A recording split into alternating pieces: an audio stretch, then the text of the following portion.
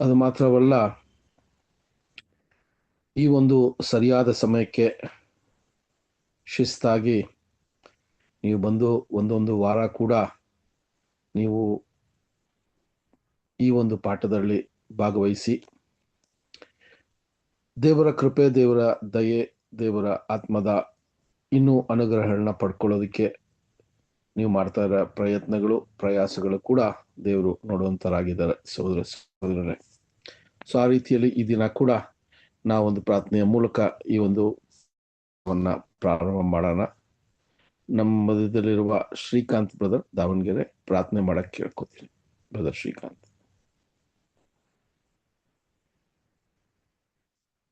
Brother ಪ್ರಾರ್ಥನೆ ಮಾಡ್ತೀರಾ?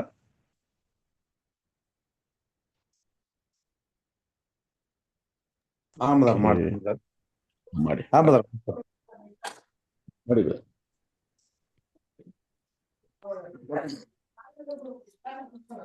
ಪ್ರಾರ್ಥನೆ ಮಾಡ್ಕೊಳ್ಳೋಣ.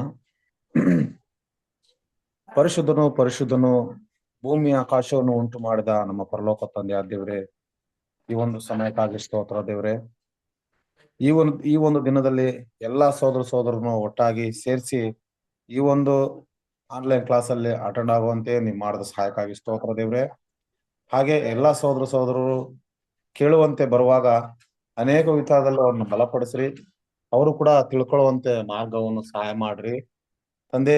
ಈ ನಿಮ್ಮ ಚಿತ್ತದಂತೆ ಎಲ್ಲಾ ಸೋದರರು ಬೆಳೆಯುವಂತೆ ಕೃಪೆ ಮಾಡ್ರಿ. ಹಾಗೆ ಹಂಚುವಂತ ಬ್ರದರ್ನು ಕೂಡ, ಅವರ ಕುಟುಂಬ ಕೂಡ, ಅವರ ಸೇವೆ ಕೂಡ ಅನೇಕ ವಿಚಾರದಲ್ಲಿ ಆಶೀರ್ವದಿಸ್ರಿ. ಹಾಗೆ ದೇವ್ರೆ, ಪವಿತ್ರಾತ್ಮ ಸಹಾಯವನ್ನು ಹಾಗೆ ಸಹೋದರರಿಗೂ ಹಾಗೆ ಬ್ರದರ್ಗೂ ಎಲ್ಲರಿಗೂ ದಯಪಾಲಿಸ್ರಿ ಎಂಬುದಾಗಿ ಬೇಡ್ಕೊಳ್ತೀವಿ ತಂದೆ ದೇವ್ರೆ. ನೀವು ಕೊಟ್ಟಂತ ಆಜ್ಞೆಗಳನ್ನ ಕೈಗೊಂಡು ನಡೆದು ಪ್ರತಿಯೊಬ್ಬರು ಓಟವನ್ನು ಓಡಿಸಿ ಚಿರಚಿತ್ತವಾಗಿ ಬರುವಂತ ಶೋಧನೆಯಿಂದ ಕೈಗೊಂಡು ನಡಿಲಿಕ್ಕೆ ನೀವು ಕೃಪೆ ಮಾಡ್ರಿ, ಹಾಗೆ ಸಹಾಯ ಮಾಡ್ರಿ. ಹಾಗೆ ಎಲ್ಲರನ್ನು ಬಲಪಡಿಸ್ರಿ. ಈ ಚಿಕ್ಕ ಪ್ರಾರ್ಥನೆ ರಕ್ಷಕನಾದ ಯೇಸುವಿನ ಹೆಸರಲ್ಲಿ ತಂದೆ, amen. Amen. Thank you brother. ಸಹೋದರರೇ, ಈ ದಿನದಲ್ಲೂ ಕೂಡ ಅನೇಕ ವಾರಗಳಿಂದ ಅಪೋಸ್ಟಲರ ಕಾರ್ಯಗಳ ಪುಸ್ತಕಗಳನ್ನ ನೋಡ್ಕೊ ಬರ್ತಾ ಇದ್ದೀವಿ. ಸೊ ಎಲ್ಲರೂ ಕೂಡ ಆದಷ್ಟು ಕ್ಲಾಸಸ್ನ ಅಟೆಂಡ್ ಮಾಡಿದ್ದೀರಾ. ಒಂದೆರಡು ಮಿಸ್ ಆದರೂ ಕೂಡ ನೀವು ಸತತವಾಗಿ ಈ ಒಂದು ಕ್ಲಾಸಸ್ನ ಅಟೆಂಡ್ ಮಾಡಿದ್ದೀರಾ. ಅದಕ್ಕೆ ಆದಂಥ ನೋಟ್ಸ್ನ ಕೂಡ ನೀವೇನು ಮಾಡ್ಕೊಂಡಿರ್ತೀರ, ನೀವೆಲ್ಲೋ ಒಂದು ಕಡೆ ಅದನ್ನು ಬರ್ಕೊಂಡಿರ್ತೀರ. ಸೊ ಆ ರೀತಿಯಲ್ಲಿ ಸಹೋದರರೇ, ಈ ಒಂದು ಅಪೋಸ್ಟಲರ ಕಾರ್ಯಗಳ ಒಂದು ಕೊನೆಯ ಭಾಗದಲ್ಲಿ ನಾವು ಬರ್ತಾ ಇದ್ದೀವಿ. ಆ ವಿಚಾರವಾಗಿ ನೋಡಬೇಕಾದ್ರೆ ಪೌಲನ ಒಂದು ಸಾಕ್ಷಿಯನ್ನ ನಾವು ಆಗ್ಲೇ ಹೋದ ವಾರದಲ್ಲಿ ಕೂಡ ಪೌಲನ ಸಾಕ್ಷಿಯನ್ನ ನೋಡಿದ್ವಿ ಸಹೋದರರೇ. ಸೊ ಈ ಪೌಲನ ಸಾಕ್ಷಿಯನ್ನ ನಾವು ಒಂದು 5 ನಿಮಿಷ ಕಳೆದ ವಾರದ ಒಂದು ಪಾಠವನ್ನ ನಮ್ಮ ಮನಸ್ಸಿಗೆ ತಂದುಕೊಂಡು ಬರುವಂತ ಆ ಒಂದು ಹೊಸ ಒಂದು ವಿಷಯಗಳನ್ನ ನಾವು ತಿಳ್ಕೊಳ್ಳೋಕೆ ಪ್ರಯತ್ನ ಮಾಡೋಣ. ಸೊ ಸಹೋದರರೇ, ಕಳೆದ ವಾರದಲ್ಲಿ ನಾವು ನೋಡಿದಾಗ ಪೌಲನು ಆತನ 3 ಪ್ರಯಾಣಗಳನ್ನ ಮುಗಿಸಿ ಸುವಾರ್ತೆಯ ವಿಷಯದಲ್ಲಿ ತುಂಬಾನೇ ದೇವರಿಗೆ ವಿಧೇಯನಾಗಿ ಸುವಾರ್ತೆಯನ್ನ ಸಾರಿ ಈಗ ಯೆರೂಸಲೇಮಿಗೆ ಬಂದಂತ ಒಂದು ಕಾಲ ಸಮಯ ಇದೇ ನಾವು ಹಿನ್ನೆಲೆಯನ್ನು ನೋಡ್ತಾ ಇದ್ದೀವಿ.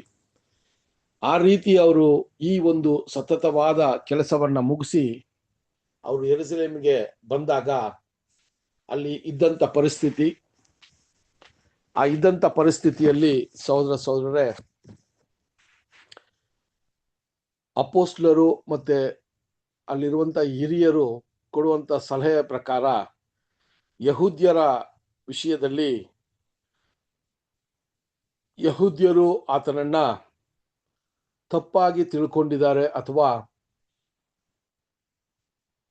ಯಹೂದ್ಯರು ಅವರ ವಾಕ್ಯವನ್ನ ಕೇಳಬೇಕು ಅಂತ ಹೇಳಿದ್ರೆ ಒಂದು ಯಹೂದ್ಯನಾಗಿ ಏನು ಧರ್ಮಶಾಸ್ತ್ರದ ಕೆಲಸಗಳನ್ನ ಮಾಡಬೇಕೋ ಅದನ್ನ ನೀನು ಮಾಡು ಅಂತ ಅಪೋಸ್ಟಲರು ಸಲಹೆ ಕೊಡುವ ವಿಷಯವನ್ನ ನೋಡಿದ್ವಿ.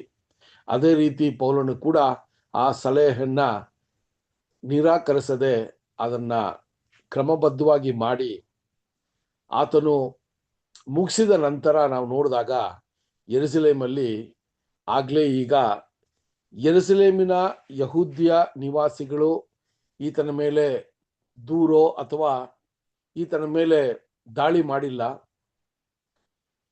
ಈತನನ್ನ ಒಂದು ವರ್ಗದವರು ಅಥವಾ ಒಂದು ಗುಂಪು, ಯಹೂದ್ಯರಾಗಿರುವಂತ ಗುಂಪು ಈತನ ಪ್ರಯಾಣಗಳಲ್ಲಿ ಈತನ ಹಿಂದೆನೇ ಬಂದು ಎಲ್ಲಾ ಕಡೆ ಈತನ ಸುವಾರ್ತೆಯ ವಿಷಯಗಳನ್ನ ತಡೆ ಹಾಕುವ ಕೆಲಸವನ್ನ ಮಾಡ್ತಾ ಬಂದಿದ್ರು ಅಂತ ಕೂಡ ನಾವು ಈ ಒಂದು ಪಾಠಗಳಲ್ಲಿ ನೋಡ್ಕೊ ಬಂದ್ವಿ. ಆ ರೀತಿ ಇಲ್ಲೂ ಕೂಡ ಪೌಲನ 3ನೇ ಪ್ರಯಾಣ ಮುಗಿಸಿ ಅವರು ಯೆರೂಸಲೇಮಿಗೆ ಬಂದಾಗ ಅದೇ ಗುಂಪಿನವರು ಅಲ್ಲಿ ಬಂದು ಯಹೂದ್ಯರನ್ನ ಪ್ರಚೋದಿಸಿ ಪೌಲನನ್ನ ಕೊಲ್ಲುವ ಒಂದು ವಿಷಯದಲ್ಲಿ ಪ್ರಾರಂಭ ಮಾಡುವಂತ ಕಾರ್ಯ. ಪೌಲನು ಆ ಸಂದರ್ಭದಲ್ಲಿ ಯಾವ ರೀತಿ ನಡ್ಕೊಂಡ್ರು, ಯಾವ ರೀತಿ ಆ ರೋಮಾಪುರಿಯ ರಾಜ್ಯದ ಆ ನಾಯಕ ಆತನು ಸಾಯುವ ಒಂದು ಪರಿಸ್ಥಿತಿಯಲ್ಲಿದ್ದಾಗ ದೇವರು ಯಾವ ರೀತಿ ಆತನ ಮೂಲಕ ಪೌಲನ ಪ್ರಾಣವನ್ನ ಕಾಪಾಡಿದ್ರು ಅಂತ ಕೂಡ ನಾವು ನೋಡಿದ್ವಿ. ಆ ಸಂದರ್ಭವನ್ನ ಉಪಯೋಗಿಸ್ಕೊಂಡು ಪೌಲನು ಸುವಾರ್ತೆಯನ್ನ ಯಹೂದ್ಯರಿಗೆ ಸಾರುವಂತ ಒಂದು ವಿಷಯನೇ ಕಳೆದ ವಾರದಲ್ಲಿ ನೋಡಿದ್ವಿ. ಅದು ಮಾತ್ರವಲ್ಲ, ಆತನು ಸ್ವಾಮಿಯನ್ನ ಹಿಂಬಾಲಿಸುವ ಶಿಷ್ಯನಾಗಿದ್ದಕ್ಕೆ ಕಾರಣ ಏನು ಅಂತ ಯಹೂದ್ಯರ ಮಧ್ಯದಲ್ಲಿ ಈ ವಿಷಯವನ್ನ ತಿಳಿಸ್ಕೊ ಬರ್ತಾ ಇದ್ದಾರೆ. ಅದನ್ನೇ ಕಳೆದ ವಾರದಲ್ಲಿ ನೋಡಿದ್ವಿ ನಾವು. ಯಾವ ಒಂದು ಛಲದಿಂದ, ಆಕ್ರೋಶದಿಂದ ದಮಸ್ಕು ಪಟ್ಟಣಕ್ಕೆ ಅಲ್ಲಿರುವ ಕ್ರೈಸ್ತರನ್ನ ಹಿಂಸಿಸಿ ಬಂಧಿಸಿ ಸಾಯಿಸುವ ಒಂದು ಉಗ್ರವಾದ ಒಂದು ಆಲೋಚನೆಯಿಂದ ಪೌಲನು ದಮಸ್ಕುಗೆ ಹೋದ್ರೋ ಅಲ್ಲಿ ನಡೆದ ಘಟನೆಯನ್ನ ಇಲ್ಲಿ ವಿವರಿಸುವ ವಿಷಯನೇ ಕಳೆದ ವಾರದಲ್ಲಿ ನಾವು ನೋಡಿದಂತ ಪಾಠ. ಇದು ನಮಗೆ ತುಂಬಾ ಕ್ಲಿಯರ್ ಆಗಿ ಅಂಡರ್ಸ್ಟ್ಯಾಂಡ್ ಆಗಿರ್ಬೇಕು. ನೀವು ಕೂಡ ಮತ್ತೆ ಇದನ್ನ ಓದಿರ್ಬೇಕು. ನಾವು ಅಪೊಸ್ತಲರ ಕಾರ್ಯಗಳು 22ನೇ ಅಧ್ಯಾಯ ನಾವು ಎಲ್ಲಿಂದ ನೋಡಿದ್ವಿ ಅಂತ ನೋಡ್ಬೇಕಾದ್ರೆ 7ನೇ ವಚನದಿಂದ ಪೌಲನಿಗೆ ಆದಂತ ಅನುಭವವನ್ನ ಅವ್ರು ಮಾತಾಡ್ತಾರೆ. ಇದೆಲ್ಲ ಕೂಡ ಈ ಒಂದು ಯೆರೂಸಲೇಮಲ್ಲಿ ಇದ್ದಂತ ಗೊಂದಲದ ಪರಿಸ್ಥಿತಿಯಲ್ಲಿ ಆತನು ಏನಕ್ಕೋಸ್ಕರ ಸ್ವಾಮಿಯನ್ನ ಅವನು ಹಿಂಬಾಲಿಸುವ ಶಿಷ್ಯರಾದ್ರು ಅಂತ ಇಲ್ಲಿ ಇರುವಂತ ಯಹೂದ್ಯರಿಗೆ ತಿಳಿಸುವಂತ ವಿಷಯವನ್ನ ಅವ್ರು ಮಾಡ್ತಾರೆ.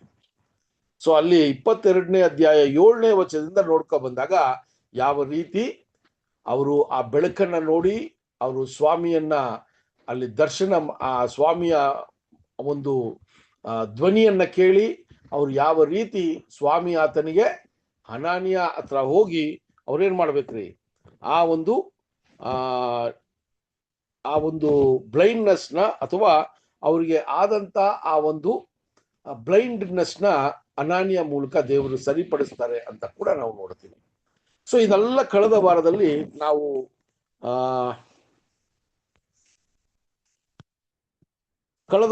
ನಾವು ನೋಡುವಾಗ ಸಹೋದರರೇ 22ನೇ ಅಧ್ಯಾಯ 16ನೇ ವಚನ ತನಕ ನಾವು ಕಳೆದ ವಾರದಲ್ಲಿ ಈ ವಿಷಯಗಳನ್ನ ನೋಡಿದ್ವಿ. ಸೊ ಇದು ನಿಮ್ಗೆ ಸ್ವಲ್ಪ ಮಾಹಿತಿ, ಸ್ವಲ್ಪ ಈ ಹಿನ್ನೆಲೆಯನ್ನ ನೋಡಿ ಒಂದು ವೇಳೆ ಯಾರಾದ್ರೂ ಈ ಒಂದು ಪಾಠವನ್ನ ಮಿಸ್ ಮಾಡಿದ್ರೆ ನಾವು ಯಾವ ಒಂದು ಹಂತದಲ್ಲಿ ಇದ್ದೀವಿ ಅಂತ ಹೇಳೋದಕ್ಕೆ ಈ ಕಾರ್ಯಗಳನ್ನ ನೋಡಿದ್ವಿ. ಸೊ 22ನೇ ಅಧ್ಯಾಯ 7ನೇ ವಚನದಿಂದ ನಾವು ಹಂಗೇ ಸಾಕ್ಷಿ ಕೊಡುವ ವಿಷಯಗಳನ್ನ ನೋಡ್ಕೊ ಬಂದಾಗ 16ನೇ ವಚನದಲ್ಲಿ ಈಗ ಪೌಲನಿಗೆ ಆ ಒಂದು ಆತನಿಗಿದ್ದಂತ ಆ ಕತ್ತಲೆಯ ಒಂದು ವಿಷಯ ಅಥವಾ ಆ ಒಂದು ಬ್ಲೈಂಡ್ನೆಸ್ ಇತ್ತಲ್ಲ, ಅದು ಏನಾಯ್ತು ಅಂದ್ರೆ ದೇವರಿಂದ ಕೃಪೆ ಮಾಡಿ ಆ ಒಂದು ಸಹೋದರನ ಮೂಲಕ ದೇವರು ಆ ಒಂದು ಮತ್ತೆ ನೋಡುವಂತೆ, ಸರಿಯಾದ ರೀತಿಯಲ್ಲಿ ನೋಡುವಂತೆ ಆತನಿಗೆ ಕೃಪೆ ಮಾಡಿದ್ರು ಅಂತ ನೋಡುತ್ತೆ. ಸೊ ಇಷ್ಟೆಲ್ಲ ಅಲ್ಲಿ ಹೇಳುವಾಗ ಅಲ್ಲಿ ಆತನು ದೀಕ್ಷಾಸ್ಥಾನ ತಗೋಬೇಕು ಅನ್ನುವ ಒಂದು ವಿಷಯವನ್ನ ಅಲ್ಲಿ ಹೇಳ್ತಾರೆ. ನಿನ್ನ ಪಾಪಗಳಿಗೆ ನೀನೇನ್ ಮಾಡೆ, ನಿನ್ನ ಪಾಪಗಳನ್ನ ನೀನು ತೊಳೆದು ನೀನು ಸ್ವಾಮಿ ಹತ್ರ ಬರಬೇಕು ಅಂದ್ರೆ ನೀನು ದೀಕ್ಷಾ ಸ್ಥಾನವನ್ನ ತಗೋ ಅಂತ ಒಂದು ಸಲಹೆಯನ್ನ ಕೊಡೋದನ್ನ 22:16 ನಾವು ನೋಡಿದ್ವಿ ಸಹೋದರ. ಸೊ ಈಗ ನಾವೆಲ್ಲ ಹೋಗೋಣ ಅಂದ್ರೆ 22ನೇ ಅಧ್ಯಾಯ 17ನೇ ವಚನದಿಂದ ನಾವೊಂದು ವಿಷಯಗಳನ್ನ ಮಾಹಿತಿಯನ್ನು ನೋಡೋಣ. ಓಕೆನಾ? ಸೊ ಇಲ್ಲೂ ಕೂಡ ನಾವು ನೋಡುವಾಗ ಸಹೋದರರೇ, ಈಗ ಅವ್ರು ಕೊಡುವಂತ ಸಾಕ್ಷಿಯನ್ನ ಕಂಟಿನ್ಯೂ ಮಾಡ್ತಾ ಇದ್ದೀವಿ. ಈಗ ಅವ್ರು ದೀಕ್ಷಾ ಸ್ಥಾನ ತಗೊಂಡ್ರು. ಆ ದಮಸ್ಕುವಲ್ಲಿ ಅವರು ಆ ಒಂದು ಸ್ವಾಮಿಗೋಸ್ಕರ ಪ್ರತಿಷ್ಠೆ ಮಾಡಿದ ನಂತರ ಆದ ಒಂದು ವಿಷಯಗಳನ್ನ ಸಾಕ್ಷಿಯಾಗಿ ಹೇಳ್ಕೊಬರ್ತಾರೆ. ಏನಂತ ಹೇಳ್ಕೊಬರ್ತಾರೆ ಅಂತ ನೋಡ್ಬೇಕಾದ್ರೆ, ನಾನು ದಮಸ್ಕು ಪಟ್ಟಣದಲ್ಲಿ ಈ ಒಂದು ಪರಿವರ್ತನೆ ನನ್ನಲ್ಲಿ ಆದ ನಂತರ ನಾನು ಎಲ್ಲಿಯೇ ಹೋದೆ ಅನ್ನುವ ಒಂದು ಹಿನ್ನೆಲೆಯನ್ನ ಹೇಳ್ಕೊಬರ್ತಾರೆ. ನಾನು ಅರೇಬಿಯಾ ಪಟ್ಟಣಕ್ಕೆ ಹೋಗಿ, ಅರೇಬಿಯಾ ಪ್ರಾಂತ್ಯದಲ್ಲಿ ಹೋಗಿ ಹತ್ತತ್ರ 3 ವರ್ಷ ಕಾಲ ನಾನು ದೇವರನ್ನ ಇನ್ನೂ ಸರಿಯಾದ ರೀತಿಯಲ್ಲಿ ಅರ್ಥ ಮಾಡಿಕೊಂಡು, ಅಥವಾ ಹಳೆ ಒಡன்பಡಿಕೆಯಲ್ಲಿ ಅಥವಾ ಧರ್ಮಶಾಸ್ತ್ರದಲ್ಲಿ ಇದ್ದಂತ ಮೆಸ್ಸಾಯಾಗೂ ಈಗಿರುವಂತ ಸ್ವಾಮಿಗೆ ಇರುವಂತ ಒಂದು ಅನ್ಯೋನ್ಯತೆ ಅಥವಾ ಆ ಒಂದು ಪ್ರಾಫಸಿ ಅಲ್ವಾ, ಆ ಒಂದು ಎಲ್ಲಾ ರೀತಿಯ ಪ್ರಾಫಸಿಗಳು ಯಾವ ರೀತಿ ಈ ಒಂದು ಸ್ವಾಮಿಯ ಮುಖಾಂತರ ಅದು ಹೋಲಿಕೆ ಆಗತ್ತೆ ಅನ್ನುವ ಒಂದು ಆಲೋಚನೆಗಳನ್ನ ದೇವರಿಂದ, ಆತನ ಪವಿತ್ರಾತ್ಮನ ಒಂದು ಸಹಾಯದಿಂದ ಅನೇಕ ವಿಚಾರಗಳನ್ನ ಪೌಲನು ತಿಳ್ಕೊಳ್ಳೋಕೆ ಹತ್ತತ್ರ 3 ವರ್ಷ ಕಾಲ ಅಲ್ಲಿ ಅವ್ರೇನ್ ಮಾಡಿದ್ರಂತೆ, ಒಬ್ಬೊಂಟಿಯಾಗಿ ಆ ದೇವರ ಸಂಗಡ ಒಂದು ಒಳ್ಳೆಯ ಒಂದು ಕಮ್ಯುನಿಕೇಶನ್ ಮಾಡಿದ್ರು ಅಂತ ನಾವು ನೋಡ್ಬೋದು ಸಹೋದರ. ಸೊ ಇಲ್ಲಿ ನಾವೇನ್ ನೋಡೋಣ ಅಂದ್ರೆ, ನೋಡ್ಬೇಕಾದ್ರೆ ಆ ಒಂದು ವಿಚಾರವನ್ನೇ ಅವರು ಈಗ ಹೇಳ್ಕೊಬರ್ತಾರೆ. ಸೊ ಆ ಒಂದು ವಿಷಯವನ್ನ ನೋಡ್ಬೇಕಾದ್ರೆ ಅಪೊಸ್ತಲರ ಕಾರ್ಯಗಳು 22ನೇ ಅಧ್ಯಾಯ 17ನೇ ವಚನವನ್ನ ನೋಡೋಣ. 22:17 ಯಾರ ಓದ್ತೀರಾ?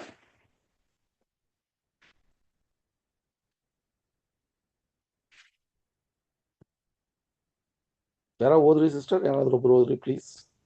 And it came to pass that when I was come again to Jerusalem, even while I prayed in the temple, I was in a trance. Okay. So ಈ ವಿಷಯವನ್ನ ನೋಡುವಾಗ ಸಹೋದರರೇ, ಈಗ ಪೌಲನು ಈ ವಚನದಲ್ಲಿ ಹೇಳ್ತಾರೆ, ನಾನು ಮತ್ತೆ ಯೆರೂಸಲೇಮಿಗೆ ಬಂದಾಗ ಅಂತ ಹೇಳ್ತಾರೆ ಸಹೋದರ. ಸೊ ಇಲ್ಲಿ ನಾವು ಈ ಒಂದು ಸಾಕ್ಷಿಯನ್ನ ಕೊಡುವಾಗ ಸಹೋದರರೇ, ಅಲ್ಲಿ ಹೇಳುವಂತ ವಿಷಯ ಏನು ಅಂದ್ರೆ, ಇವರು ಯಾವ ರೀತಿ ಪೌಲನು ದಮಸ್ಕು ಪಟ್ಟಣದಿಂದ ಅವ್ರೇನ್ ಮಾಡ್ತಾರೆ, ಅವರು ಅರೇಬಿಯಾ ಪ್ರಾಂತ್ಯದಲ್ಲಿ 3 ವರ್ಷ ಕಾಲ ಅವರು ಏಕಾಂಗಿಯಾಗಿ ದೇವರ ಸಂಗಡ, ದೇವರ ಚಿತ್ತವು, ದೇವರ ವಿಷಯಗಳು, ಸ್ವಾಮಿಯ ವಿಚಾರಗಳು ಎಲ್ಲ ಅವರು ಆ ಧರ್ಮಶಾಸ್ತ್ರಕ್ಕೆ ಹೋಲಿಕೆ ಮಾಡಿಕೊಂಡು ಅದನ್ನ ಸರಿಯಾದ ರೀತಿಯಲ್ಲಿ ಅರ್ಥ ಮಾಡ್ಕೊಳ್ಳೋದಕ್ಕೆ ಪ್ರಯತ್ನ ಮಾಡಿದ್ರು ಅಂತ ಕೂಡ ನೋಡ್ಬೋದು. ಅದಾದ ನಂತರ ಮತ್ತೆ ಅವ್ರು ಏನ್ ಮಾಡ್ತಾರೆ ಅಂತ ನೋಡ್ಬೇಕಾದ್ರೆ ಸಹೋದರರೇ, ಅವರು ದಮಸ್ಕುಗೆ ಬರ್ತಾರೆ. ದಮಸ್ಕುವಲ್ಲಿ ಏನಾಗತ್ತೆ ಅಂತ ನೋಡ್ಬೇಕಾದ್ರೆ ಅವರು ಏನಾಗತ್ರಿ, ಅಲ್ಲಿರುವಂತ ಯಹೂದ್ಯರು ಅವ್ರನ್ನ ಸಾಯಿಸೋದಿಕ್ಕೆ ಆಗ್ಲೇ ಏನ್ ಮಾಡಿದ್ರಂತೆ, ಅವರು ನಿರ್ಧಾರ ಮಾಡಿದ್ರು. ಅದರಿಂದ ಅಲ್ಲಿ ಏನ್ ಮಾಡ್ತಾರಂತ ನೋಡ್ಬೇಕಾದ್ರೆ ಸಹೋದರರೇ, ಅಲ್ಲಿ ಅವರು ಅಲ್ಲಿಂದ ಆಚೆ ಬರೋದಿಕ್ಕೆ ದೇವರ ಒಂದು ಕೃಪೆ ಆಗತ್ತೆ ಅಂತ ಕೂಡ ನಾವು ನೋಡ್ತೀವಿ. ಇದನ್ನ ನಾವು ಎಲ್ಲಿ ನೋಡ್ತೀವಿ ಅಂತ ನೋಡ್ಬೇಕಾದ್ರೆ ಗಲಾತಿಯರಿಗೆ ಬರೆದ ಪತ್ರಿಕೆಯಲ್ಲಿ ಈ ವಿಚಾರವನ್ನ ಪೌಲನು ಬರೀತಾರೆ. ಗಲಾತಿಯರಿಗೆ ಬರೆದ ಪತ್ರಿಕೆಯಲ್ಲಿ 1ನೇ ಅಧ್ಯಾಯ 17 ಮತ್ತೆ 18 ವಚನಗಳನ್ನ ಈ ಒಂದು ಸನ್ನಿವೇಶಕ್ಕೆ ನಾವು ತಗೊಂಡು ನೋಡಿದಾಗ, ಮತ್ತೆ ನಾನು ಯೆರೂಸಲೇಮಿಗೆ ಬಂದೆ ಅನ್ನುವ ಒಂದು ವಿಚಾರ ಇಲ್ಲಿ ಈ ವಚನಗಳಲ್ಲಿ ಸ್ಪಷ್ಟ ಆಗತ್ತೆ ನಮ್ಗೆ. ಗಲಾತಿಯರಿಗೆ ಬರೆದ ಪತ್ರಿಕೆ 1ನೇ ಅಧ್ಯಾಯ 17 ಮತ್ತೆ 18 ವಚನಗಳನ್ನ ಓದೋಣ. ಯೆರೂಸಲೇಮಿಗೆ ನನಗಿಂತ ಮುಂಚೆ ಅಪೊಸ್ತಲರಾಗಿದ್ದವರ ಬಳಿಗೂ ಹೋಗದೆ ಅರಬಸ್ಥಾನಕ್ಕೆ ಹೋಗಿ ತಿರುಗಿ ದಮಸ್ಕಕ್ಕೆ ಬಂದೆನು. 3 ವರ್ಷಗಳಾದ ಮೇಲೆ ಕೇಫನ ಪರಿಸ್ಥಿತಿಯನ್ನು ಮಾಡಿಕೊಳ್ಳಬೇಕೆಂದು ಯೆರೂಸಲೇಮಿಗೆ ಹೋಗಿ ಅವನ ಬಳಿಯಲ್ಲಿ 15 ದಿವಸ ಇದ್ದೆನು. 18 ಓದಿದ್ರ ಸಿಸ್ಟರ್? ಹುನ್ರಿ 17 ಸರಿ ಸಿಸ್ಟರ್. ಸೊ ಇಲ್ಲಿ ತುಂಬಾ ಸ್ಪಷ್ಟವಾಗಿ ಪೌಲ್ ಬರೀತಾರೆ, ನಾನು ದಮಸ್ಕುವಿಂದ ನಾನು ಸೀದಾ ಏನ್ ಬಂದಿಲ್ಲ, ಯೆರೂಸಲೇಮಿಗೆ ನಾನು ಬಂದು ಅಲ್ಲಿ ಅಪೋಸ್ಟಲರನ್ನ ಮತ್ತೆ ಶಿಷ್ಯಂದರನ್ನ ಭೇಟಿ ಆಗಿಲ್ಲ. ಅದಕ್ಕೆ ಬದಲಾಗಿ ಅರೇಬಿಯಾ ಪ್ರಾಂತ್ಯಕ್ಕೆ ಹೋಗಿ ನಾನು ಈ ಒಂದು ವಿಷಯವನ್ನ ಇನ್ನೂ ಕುಲಂಕುಷವಾಗಿ ಅರ್ಥ ಮಾಡ್ಕೊಳ್ಳೋದಿಕ್ಕೆ ನಾನು ಈ ವಿಷಯವನ್ನ ಮಾಡಿದೆ. ಅದಾದ ನಂತರ ನಾನು ದಮಸ್ಕುವಿಗೆ ತಿರುಗಾ ಬಂದು ಅಲ್ಲಿ ನನಗೆ ಮರಣದ ಅಥವಾ ಅಲ್ಲಿ ಸಾಯಿಸುವ ಒಂದು ಪ್ಲಾನ್ ನಡೀತಾ ಇತ್ತು ಅಂತ ಹೇಳಿ ಅಲ್ಲಿಂದ ಸಹೋದರಗಳು ಏನ್ ಮಾಡ್ತಾರೆ ಅಂದ್ರೆ ಯೆರೂಸಲೇಮಿಗೆ ಆತನನ್ನ ಕಳಿಸ್ತಾರೆ. ಇದೇ ಅಲ್ಲಿ ನಡೆದ ಹಿನ್ನೆಲೆ ಸಹೋದರರೇ. ಸೊ ಆ ರೀತಿಯ ವಿಚಾರಗಳನ್ನ ನಾವು ನೋಡುವಾಗ ಇಲ್ಲಿ ಪೌಲನು ಅರೇಬಿಯಾ ಪ್ರಾಂತ್ಯ ಅಂತ ಹೇಳುವಾಗ ಸಹೋದರರೇ ಅವ್ರು ತುಂಬಾ ದೂರ ಹೋಗಿಲ್ಲ. ಅವ್ರು ಎಲ್ಲಿದ್ರು ಅಂತ ನೋಡ್ಬೇಕಾದ್ರೆ ನಮಗೆ ಹಿಸ್ಟಾರಿಯನ್ಸ್ ಏನ್ ಹೇಳ್ತಾರೆ ಅಂದ್ರೆ ಹತ್ತತ್ರ ಜೋರ್ಡಾನ್ ಬಾರ್ಡರ್ ಅಲ್ಲಿ ಅಥವಾ ಸಿರಿಯಾ ಪ್ರಾಂತ್ಯದಲ್ಲಿ ಒಂದು ವೇಳೆ ಅವರು ಪ್ರಯಾಣ ಇದ್ದಿರಬೇಕು. ಆ ಒಂದು ಏನ್ರಿ ಆ ಒಂದು ವಿಲ್ಡರ್ನೆಸ್ ಅಲ್ಲಿ ಇವರು ಈ ಒಂದು ವಿಚಾರಗಳನ್ನ ಆಲೋಚನೆ ಮಾಡೋದಕ್ಕೆ ದೇವರ ಕೃಪೆ ಅಲ್ಲಿ ಸಿಕ್ತು ಅಂತ ಕೂಡ ನಾವು ನೋಡ್ಬೋದು. ಸೊ ಯಾವ ರೀತಿ ಸ್ವಾಮಿ ಕೂಡ ನಾವು ನೋಡಿದಾಗ ಅವರ ಒಂದು ದೀಕ್ಷಾ ಸ್ಥಾನದ ನಂತರ ಅವರು ಏನ್ರಿ ಆ ಒಂದು 40 ದಿವಸದ ಒಂದು ಅನುಭವ ಇತ್ತಲ್ಲ, ಅದೇ ರೀತಿಯಲ್ಲಿ ಪೌಲನಿಗೆ 3 ವರ್ಷ ಕಾಲ ಅನುಭವ ಬೇಕಾಗಿತ್ತು ದೇವರ ಚಿತ್ತವನ್ನ ಸರಿಯಾದ ರೀತಿಯಲ್ಲಿ ಅರ್ಥ ಮಾಡ್ಕೊಳ್ಳೋಕ್ಕೆ ಸಹೋದರ. ಸೊ ಅದಾದ ನಂತರ ನಾವು ನೋಡಿದಾಗ ಪೌಲನು ಅಷ್ಟು ದೇವರ ಸಂಗಡ ಅವರು ಅನ್ಯೋನ್ಯವಾಗಿ ಇದ್ದು ಆ ವಿಚಾರಗಳನ್ನ ತಿಳ್ಕೊಂಡ ನಂತರ ಈಗ ಯೆರೂಸಲೇಮಿಗೆ ಬಂದು ಪೇತ್ರನನ್ನ ಭೇಟಿ ಆಗ್ತಾರೆ. ಅಲ್ಲಿ 15 ದಿವಸ ಆತನ ಜೊತೆ ಇದ್ದಾರೆ. ಯಾಕೋಬನನ್ನ ನೋಡ್ತಾರೆ, ಜೇಮ್ಸ್ನ. ಸೊ ಇವರಿಬ್ಬರು ಮಾತ್ರನೇ ಅವ್ರಿಗೆ ಆ ಸಮಯದಲ್ಲಿ ಅವ್ರಿಗೆ ಕಾಣಿಸ್ಕೊಂಡ್ರು. ಮಿಕ್ಕಿರೋ ಅಪೋಸ್ಟಲರ್ಗಳನ್ನ ನಾನು ನೋಡ್ಲೇ ಇಲ್ಲ ಅಂತ ಅವರೇ ಸ್ವತಃ ಈ ವಿಚಾರಗಳನ್ನ ತಿಳಿಸುವಂತದ್ದಾಗಿದೆ ಸಹೋದರ. ಸೊ ಆ ರೀತಿಯಲ್ಲಿ ನಾವು ನೋಡುವಾಗ ದಮಸ್ಕುಯಲ್ಲಿ ಆತನಿಗೆ ಒಂದು ಮರಣದ ಒಂದು ಆಲೋಚನೆಗಳು ಅಥವಾ ಆತನನ್ನ ಕೊಲ್ಲುವ ಒಂದು ಆಲೋಚನೆಗಳು ನಡೀತಾ ಇರೋದ್ರಿಂದ ಅವ್ರು ದಮಸ್ಕುವಿಂದ ಅಲ್ಲಿ ಶಿಷ್ಯಂದ್ರು ಏನ್ ಮಾಡಿದ್ರು ಅಂದ್ರೆ ಅವ್ರನ್ನ ಯೆರೂಸಲೇಮಿಗೆ ಅಲ್ಲಿ ಕಳಿಸ್ಕೊಟ್ರು ಅಂತ ಕೂಡ ನಾವು ನೋಡ್ತೀವಿ. ಸೊ ಅದರಿಂದನೇ ಅವ್ರು ಹೇಳುವಾಗ ಈಗ ಯೆರೂಸಲೇಮಿಗೆ ಬಂದು ದೇವಾಲಯದಲ್ಲಿ ಪ್ರಾರ್ಥನೆ ಮಾಡ್ತಾ ಇದ್ದಾಗ ಅಲ್ಲಿ ವಿಷಯವನ್ನ ಹೇಳ್ತಾರೆ, ನನಗೆ ಒಂದು ದರ್ಶನ ಉಂಟಾಯಿತು ಅಂತ ಹೇಳ್ತಾರೆ. ವಿಷನ್ ಇಂಗ್ಲಿಷ್ ಅಲ್ಲಿ ಒಂದು ಪದವನ್ನ ಯೂಸ್ ಮಾಡ್ತಾರೆ, ಟ್ರಾನ್ಸ್ ಅಂತ. ಅದು ಏನಪ್ಪಾ ಅರ್ಥ ಅಂದ್ರೆ ಅದು ಒಂದು ದರ್ಶನ ಅವ್ರಿಗೆ ಕಾಣಿಸ್ಕೊಂತು ಅಂತ ಕೂಡ ಹೇಳ್ತಾರೆ. ಅದನ್ನ ನೀವು ಕನ್ನಡದಲ್ಲಿ ಕೂಡ ಒಂದ್ಸರಿ ಓದ್ಬೋದು. 17ನೇ ವಚನವನ್ನ ಓದೋನ್ ಸಿಸ್ಟರ್. 17ನೇ ವಚನ. ಅನಂತರದಲ್ಲಿ ನಾನು ಯೆರೂಸಲೇಮಿಗೆ ಹಿಂದಿರುಗಿ ಬಂದು ದೇವಾಲಯದೊಳಗೆ ಪ್ರಾರ್ಥನೆ ಮಾಡುತ್ತಿದ್ದಾಗ ಧ್ಯಾನ ಪರವಶನಾಗಿ ಯೇಸುವನ್ನು ಕಂಡೆನು. ನೋಡ್ರಿ, ಧ್ಯಾನ ಪರವಶನಾಗಿ ಯೇಸುವನ್ನು ಕಂಡೆನು ಅಂತ ಹೇಳ್ತಾರಲ್ಲ, ಅಲ್ಲಿ ನಾವು ನೋಡುವಾಗ ಒಂದು ವೇಳೆ ಅದು ಒಂದು ದರ್ಶನವಾಗಿದ್ದಿರ್ಬೋದು ಅಲ್ವಾ. ಆಗ್ಲೇ ನಾವು ನೋಡಿದ್ವಿ ಅಲ್ವಾ, ಪೌಲನ ಒಂದು ಜೀವಿತದಲ್ಲಿ ಈ ಒಂದು ಸ್ವಾಮಿಯ ಒಂದು ದರ್ಶನಗಳು ಸುಮಾರು ಸಲ ಅವ್ರಿಗೆ ಆಗಿರೋದನ್ನ ನೋಡ್ತೀವಿ ಅಲ್ವಾ. ಅವರು ಈ 3 ಪಯಣಗಳಲ್ಲೂ ಕೂಡ ಸ್ವಾಮಿಯ ದರ್ಶನ ಅಲ್ಲಿ ಅವ್ರಿಗೆ ಸಿಕ್ಕಿತ್ತು. ಅದಕ್ಕೆ ಎಷ್ಟೋ ಕಡೆ ಅವ್ರಿಗೆ ಹಠಚನೆಗಳು ಅಥವಾ ಸಂಕಷ್ಟಗಳು ಬಂದಾಗ ನೀನು ಸುವಾರ್ತೆಯನ್ನ ಸಾರೋದನ್ನ ನಿಲ್ಲಿಸಬೇಡ, ನೀನು ಕಂಟಿನ್ಯೂ ಮಾಡು ಅಂತ ಹೇಳುವ ಒಂದು ಹುಮ್ಮಸ್ಸಿನ ಒಂದು ವಿಷಯಗಳು ಕೂಡ ಸ್ವಾಮಿಯ ಮಾತಿನಿಂದ ಪೌಲನಿಗೆ ಸಿಕ್ಕಿತ್ತು. ಅದೇ ರೀತಿಯಲ್ಲಿ ಇಲ್ಲಿ ಈಗ ಏನಂತ ಒಂದು ವಿಷಯ ಸಿಗತ್ತೆ ಅಂತ ನೋಡ್ಬೇಕಾದ್ರೆ ಸ್ವಾಮಿಯ ಒಂದು ಆಲೋಚನೆ ಏನಂತ ಕೊಡ್ತಾರಂತ ನೋಡ್ಬೇಕಾದ್ರೆ 18ನೇ ವಚನ ಓದೋಣ, 18th ವರ್ಸ್ ಓದೋಣ. ಆತನು, ನೀನು ತ್ವರೆಪಟ್ಟು ಬೇಗನೆ ಯೆರೂಸಲೇಮಿನಿಂದ ಹೊರಟು ಹೋಗು, ನನ್ನ ವಿಷಯದಲ್ಲಿ ನೀನು ಹೇಳುವ ಸಾಕ್ಷಿಯನ್ನು ಅವರು ಅಂಗೀಕರಿಸುವುದಿಲ್ಲ ಅಂದನು. ಓಕೆ ರೀ. ಸೊ ಅಲ್ಲಿ ಈಗ ಸ್ವಾಮಿಯ ಒಂದು ದರ್ಶನ ಸಿಕ್ಕಿದಾಗ ಅಲ್ಲಿ ವಚನ ಹೇಳ್ತದೆ, ನಾನು ಸ್ವಾಮಿಯನ್ನು ನೋಡಿದೆ ಅಂತ ಬರೀತಾರೆ. ಸೊ ಸಹೋದರರೇ, ಇದು ಯಾವ ರೀತಿಯಲ್ಲಿ ಅವರಿಗೆ ಆ ದರ್ಶನ ಉಂಟಾಯಿತು, ಅಥವಾ ಯಾವ ರೀತಿಯಲ್ಲಿ ಅಲ್ಲಿ ನಿಜವಾದ ವಿಷಯಗಳು ಆಯ್ತು ಅನ್ನೋದನ್ನ ಗ್ರಹಿಸ್ಕೊಳ್ಳಕ್ಕೆ ನಮಗೆ ತುಂಬಾ ಕಷ್ಟವಾದ ಪರಿಸ್ಥಿತಿ. ಆದ್ರೆ ಕೂಡ ವಚನದ ಪ್ರಕಾರ ನಾವು ನೋಡುವಾಗ ಅಲ್ಲಿ ಹೇಳ್ತಾರೆ, ನಾನು ಆತನನ್ನು ಕಂಡೆನು ಅಂತ ಹೇಳ್ತಾರೆ.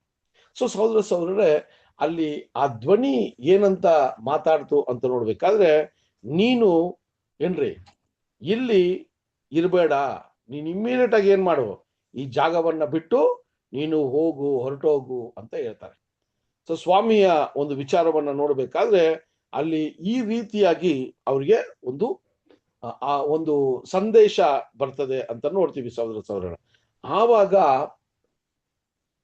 ಪೌಲನ ಒಂದು ಮನಸ್ಥಿತಿ ನೋಡಿದಾಗ 19 ಮತ್ತು 20 ವಚನಗಳನ್ನ ಓದೋಣ. 22ನೇ ಅಧ್ಯಾಯ 19 ಮತ್ತು 20ನೇ ವಚನ. ಅದಕ್ಕೆ ನಾವು ಕರ್ತನೇ, ಎಲ್ಲಾ ಸಭಾ ಮಂದಿರಗಳಲ್ಲಿ ನಿನ್ನ ಮೇಲೆ ನಂಬಿಕೆ ಇಟ್ಟವರನ್ನು ನಾನು ಸೆರೆಮನೆಯಲ್ಲಿ ಹಾಕಿಸುತ್ತಾ ಹೊಡಿಸುತ್ತಾ ಇದ್ದೇನೆಂಬುದನ್ನು ಅವರು ತಿಳಿದಿದ್ದಾರೆ. ಮತ್ತು ನಿನ್ನ ಸಾಕ್ಷಿಯಾದ ಸ್ತೆಫನನ ರಕ್ತವು ಚೆಲ್ಲಿಸಲ್ಪಟ್ಟಾಗ ನಾನು ಹತ್ತಿರ ನಿಂತು ಒಪ್ಪಿಕೊಂಡು ಅವನನ್ನು ಕೊಂದವರ ವಸ್ತ್ರಗಳನ್ನು ಕಾಯುತ್ತಿದ್ದನಲ್ಲ ಅಂದನು. ಸಹೋದರ. ಸೊ ಇಲ್ಲಿ ಈಗ ಪೌಲನ ಒಂದು ಮನಸ್ಥಿತಿ ಯಾವ ರೀತಿ ಇತ್ತು ಅಂತ ನೋಡ್ಬೇಕಾದ್ರೆ, ಆತನು ಮಾಡಿದ ತಪ್ಪಿಗೆ ಪ್ರಾಯಶ್ಚಿತ ಅಥವಾ ಪಶ್ಚಾತ್ತಾಪ ಪಟ್ಟಿದ್ದು ಮಾತ್ರ ಅಲ್ಲ, ಅವ್ರ ಮನಸ್ಸು ಹೆಂಗಿತ್ತು ಅಂದ್ರೆ, ನಾನು ಯಾವ ಕ್ರೈಸ್ತರನ್ನ ಹಿಂಸಿಸಿ ನಾನು ಕೊಂದು ನಾನು ಅನೇಕ ಸಂಕಷ್ಟಗಳನ್ನ ಕೊಟ್ಟನಲ್ಲ, ಸೊ ಇದೆಲ್ಲ ಕೂಡ ಇವರುಗಳಿಗೆ ಗೊತ್ತಿರೋದೆ. ಯಾರಿಗೆ? ಅಲ್ಲಿ ಇರುವಂತ ಯಹೂದ್ಯರಿಗೆ ಗೊತ್ತಿರುವಂತ ವಿಷಯನೇ. ಸೊ ಹಂಗಿರುವಾಗ ಅದರಲ್ಲಿ ಒಂದು ಉದಾಹರಣೆಯನ್ನ ಕೊಟ್ಟಾಗ, ಎಕ್ಸಾಂಪಲ್ನ ಕೊಟ್ಟಾಗ, ಸ್ತೆಫನನ ಕೊಲೆಗೂ ಕೂಡ ನಾನೇ ಕಾರಣನಾಗಿದ್ದೆ ಅಂತ ಒಂದು ವಿಚಾರವನ್ನ ಹೇಳ್ತಾರೆ.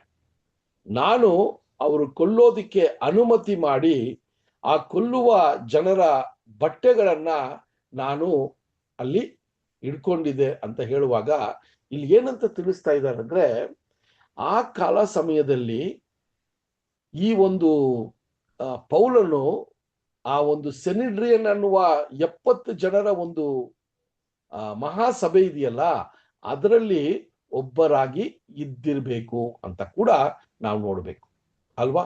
ಸೊ ಅದರಿಂದಾನೇ ಅವ್ರು ಹೇಳ್ತಾರೆ, ಸ್ತೆಫನನ ಒಂದು ಮರಣಕ್ಕೆ ನಾನು ಕೂಡ ಕಾರಣನಾಗಿದ್ದೀನಿ ಅಂತ. ಅಲ್ಲಿ ಸ್ವಾಮಿಯ ಒಂದು ಆಲೋಚನೆಗೆ ಅಥವಾ ಸ್ವಾಮಿಯ ಒಂದು ಸಂದೇಶಕ್ಕೆ ಇವರು ಪ್ರತಿಕ್ರಿಯೆ ಮಾಡುವಂತ ವಿಷಯವನ್ನ ನಾವು ನೋಡ್ತೀವಿ ಸಹೋದರರೇ. ಸೊ ಅಲ್ಲಿ ನಾವು ನೋಡುವಾಗ ಸಹೋದರರೇ, ಈ ಒಂದು ವಿಚಾರಗಳನ್ನ ತಿಳಿಬೇಕು ಅಂತ ನೋಡ್ಬೇಕಾದ್ರೆ, ಈಗ ಪೌಲನು ಯಾವ ರೀತಿಯ ಒಂದು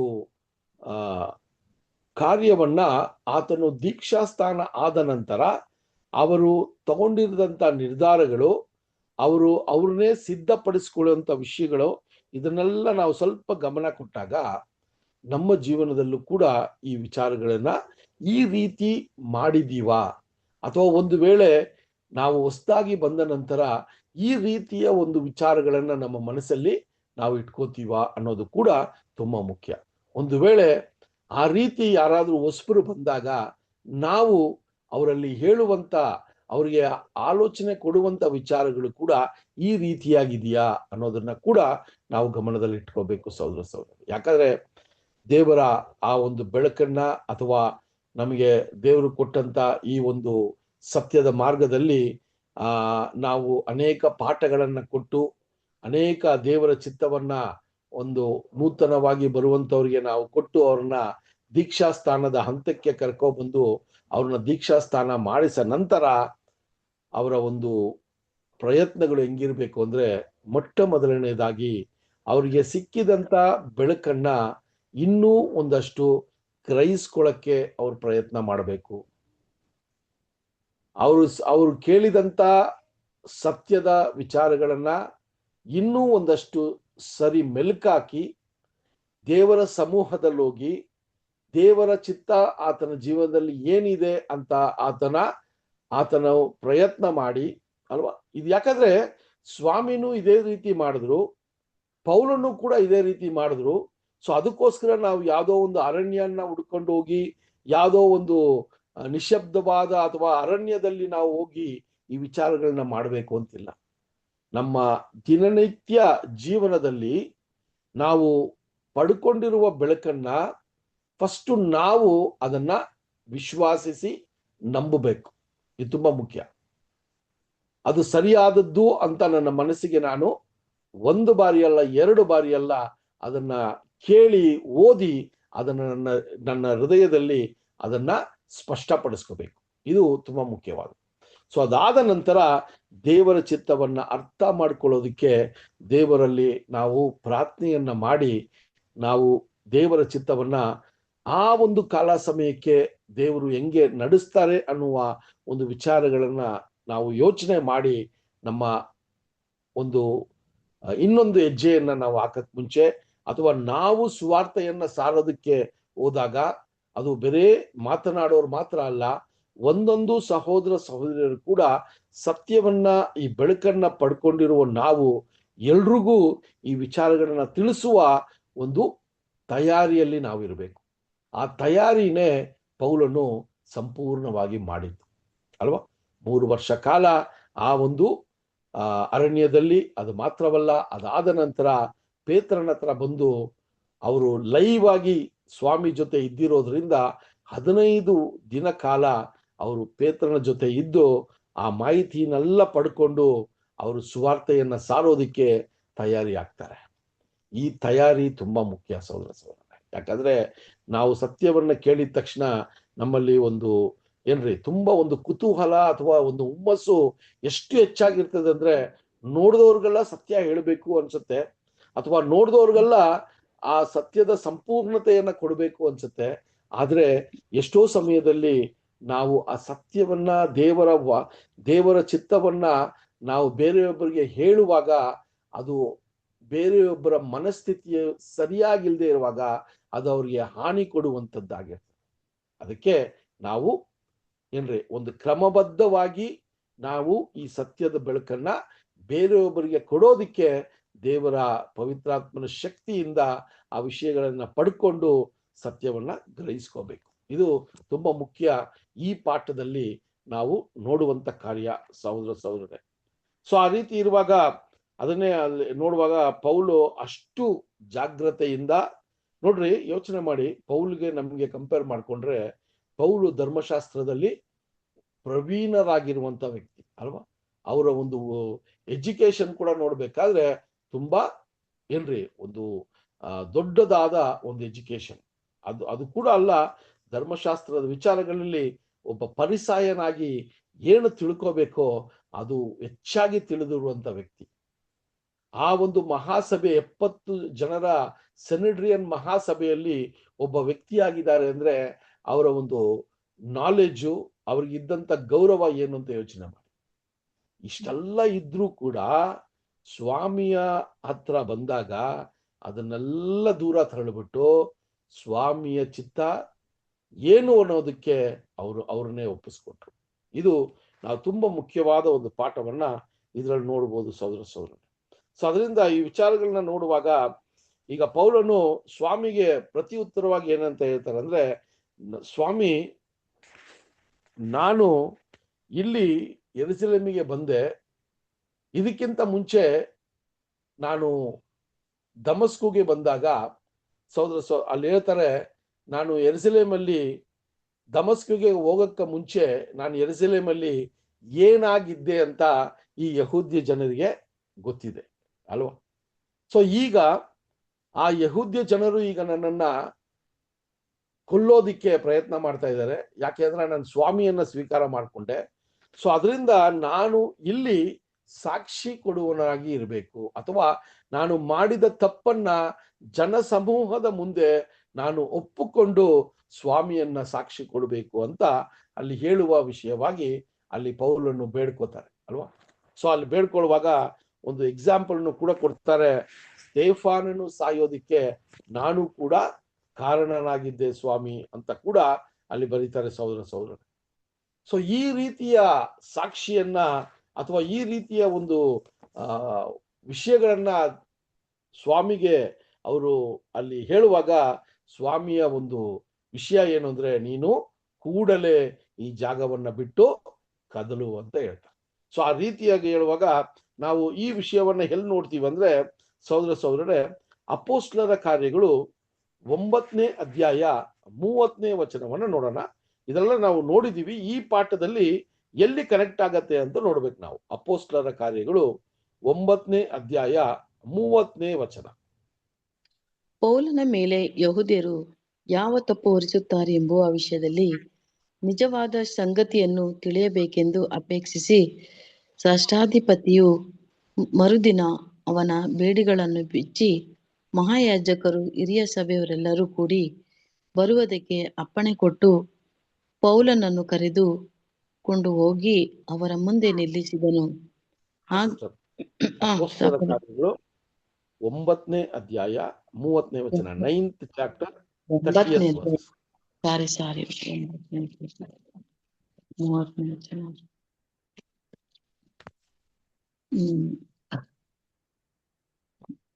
ಅವರು ಅವನನ್ನು ಸೆರಿಯ ದೇಶಕ್ಕೆ ಕರಕೊಂಡು ಹೋಗಿ ಅಲ್ಲಿಂದ ತಾರ್ಷೆಗೆ ಕಳಿಸಿದರು.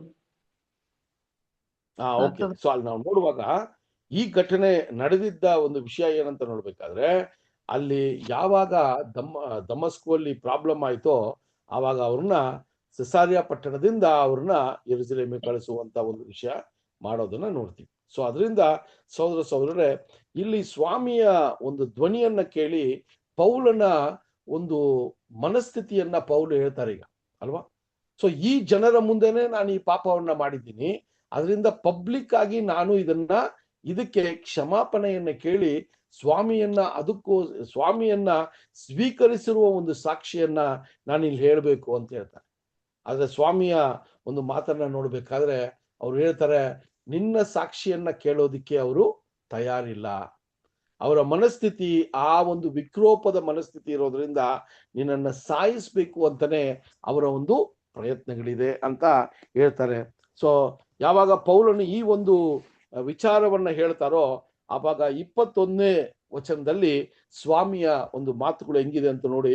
ಅಪೊಸ್ತಲರ ಕಾರ್ಯಗಳು 22ನೇ ಅಧ್ಯಾಯ 21ನೇ ವಚನ. ಆತನು, ನೀನು ಹೋಗು, ನಾನು ನಿನ್ನನ್ನು ದೂರಕ್ಕೆ ಅನ್ಯ ಜನರ ಬಳಿಗೆ ಕಳಿಸುತ್ತೇನೆಂದು ಹೇಳಿದನು. ಸಿಂಪಲ್. ಸೊ ಅವರು ದೀಕ್ಷಾಸ್ಥಾನ ತಗೊಂಡು ದಮಸ್ಕುಗೆ ಬಂದು ಆ ದಮಸ್ಕು ಅಲ್ಲಿ ಏನಾಗಿದ್ದಾರೆ, ಆ ಅರೇಬಿಯಾ ಪ್ರಾಂತ್ಯಕ್ಕೆ ಹೋಗಿ ಅಲ್ಲಿ ದೇವರ ವಿಷಯಗಳನ್ನ ತಿಳ್ಕೊಂಡು ಅವ್ರು ಮತ್ತೆ ದಮಸ್ಕಿಗೆ ಬಂದಾಗ ಅವ್ರಿಗೆ ಆ ಸಾಯಿಸುವ ಒಂದು ವಿಷಯ ಇದ್ದಿರೋದ್ರಿಂದ ಅವ್ರು ಮತ್ತೆ ಎಲ್ಲಿ ಬರ್ತಾರೆ, ಅವರು ಯೆರೂಸಲೇಮಿಗೆ ಬರ್ತಾರೆ. ಯಾವ ಪರಿಸ್ಥಿತಿಯಲ್ಲಿ ಬರ್ತಾರಂದ್ರೆ, ಅವ್ರು ಯೆರೂಸಲೇಮ್ಗೆ ಬಿಟ್ಟು ಯೆರೂಸಲೇಮಿಂದ ಹೋದಾಗ ಸೌಲನಾಗಿ ಹೋಗಿದ್ರು, ಅವರು ಯೆರೂಸಲೇಮಿಗೆ ಹಿಂದಿರುಗಿದಾಗ ಪೌಲನಾಗಿ ಹಿಂದಿರುಗಿದ್ರು. ಸಹೋದರರೇ, ಇದೇ ಅವರ ಜೀವನದ ಪರಿವರ್ತನೆಯನ್ನ ನೋಡ್ತೀವಿ. ಅದನ್ನೇ ಸಾಕ್ಷಿಯಾಗಿ ಹೇಳ್ತಾರೆ. ಸೊ ಇಷ್ಟು ವಿಷಯಗಳನ್ನ ದೇವರು ನನಗೆ ಮಾಡಿ ಅವರು ನನ್ನನ್ನ ಅನ್ಯ ಜನರಿಗೆ ಸಾಕ್ಷಿಯಾಗಿ ನಿನ್ನನ್ನು ಉಪಯೋಗಿಸ್ತೀನಿ ಅಂತ ಅಲ್ಲಿ ನನಗೆ ಹೇಳಿದ್ರು ಅಂತ ಈ ಒಂದು ಸಾಕ್ಷಿಯನ್ನ ಹೇಳ್ತಾರೆ ಸಹೋದರರೇ. ಸೊ ಅಲ್ಲಿ ನೀವು ನೋಡುವಾಗ ಈ ಸಾಕ್ಷಿಯನ್ನ ಪೌಲನು ಹೇಳುವಾಗ ಆಗ್ಲೇ ಏನಾಗಿತ್ರಿ, ಯಾರ ಮುಂದೆ ಹೇಳ್ತಾ ಇದ್ದಾರಂತ ಗೊತ್ತು, ನಮ್ಗೆ ಯಾವ ಸಮಯದಲ್ಲಿ ಹೇಳ್ತಾ ಇದ್ದಾರಂತನೂ ಗೊತ್ತು, ಕನ್ಫ್ಯೂಷನ್ ಇಲ್ಲ. ಈ ಒಂದು ಸಾಕ್ಷಿಯನ್ನ 22ನೇ ಅಧ್ಯಾಯ 21ನೇ ವಚನವನ್ನ ಮಾತನಾಡುವಾಗ ಆಲ್ರೆಡಿ ಪೌಲನು 3 ಸುವಾರ್ತೆಯ ಪ್ರಯಾಣಗಳನ್ನ ಮುಗಿಸಿ ಅನ್ಯ ಜನರ ಮಧ್ಯದಲ್ಲಿ ಸುವಾರ್ತೆಯನ್ನ ಸಾರಿ ಅವ್ರು ಬಂದು ಈಗ ನಿಂತಿದ್ದಾರೆ. ಇದೇ ನಾವು ನೋಡುವಂತ ವಿಷಯ ಅಲ್ವಾ. ಸ್ವಾಮಿ ಇಲ್ಲಿ ಹೇಳಿದಂತ ಸಾಕ್ಷಿಯನ್ನ ಪೌಲನು ಅಲ್ಲಿ ಹೇಳುವಾಗ ಆಗ್ಲೇ ಆತನಿಗೆ ದೇವರು ಈ 3 ಪ್ರಯಾಣಗಳಲ್ಲಿ ಯಹೂದ್ಯರನ್ನ ಬಿಟ್ಟು ಯಹೂದ್ಯರ ಒಂದು ಸೇವೆಯನ್ನ ಬಿಟ್ಟು ಅನ್ಯ ಜನರ ಸೇವೆಗೋಸ್ಕರ ಅವ್ರನ್ನ ಯೂಸ್ ಮಾಡೋದನ್ನ ನಾವು ಪ್ರಾಕ್ಟಿಕಲ್ ಆಗಿ 3 ಪಯಣದಲ್ಲಿ ನೋಡ್ತೀವಿ ಅಲ್ವಾ. ಅದನ್ನೇ ಇಲ್ಲಿ ಸಾಕ್ಷಿಯಾಗಿ ಕೊಡ್ತಾರೆ ಸಹೋದರರೇ.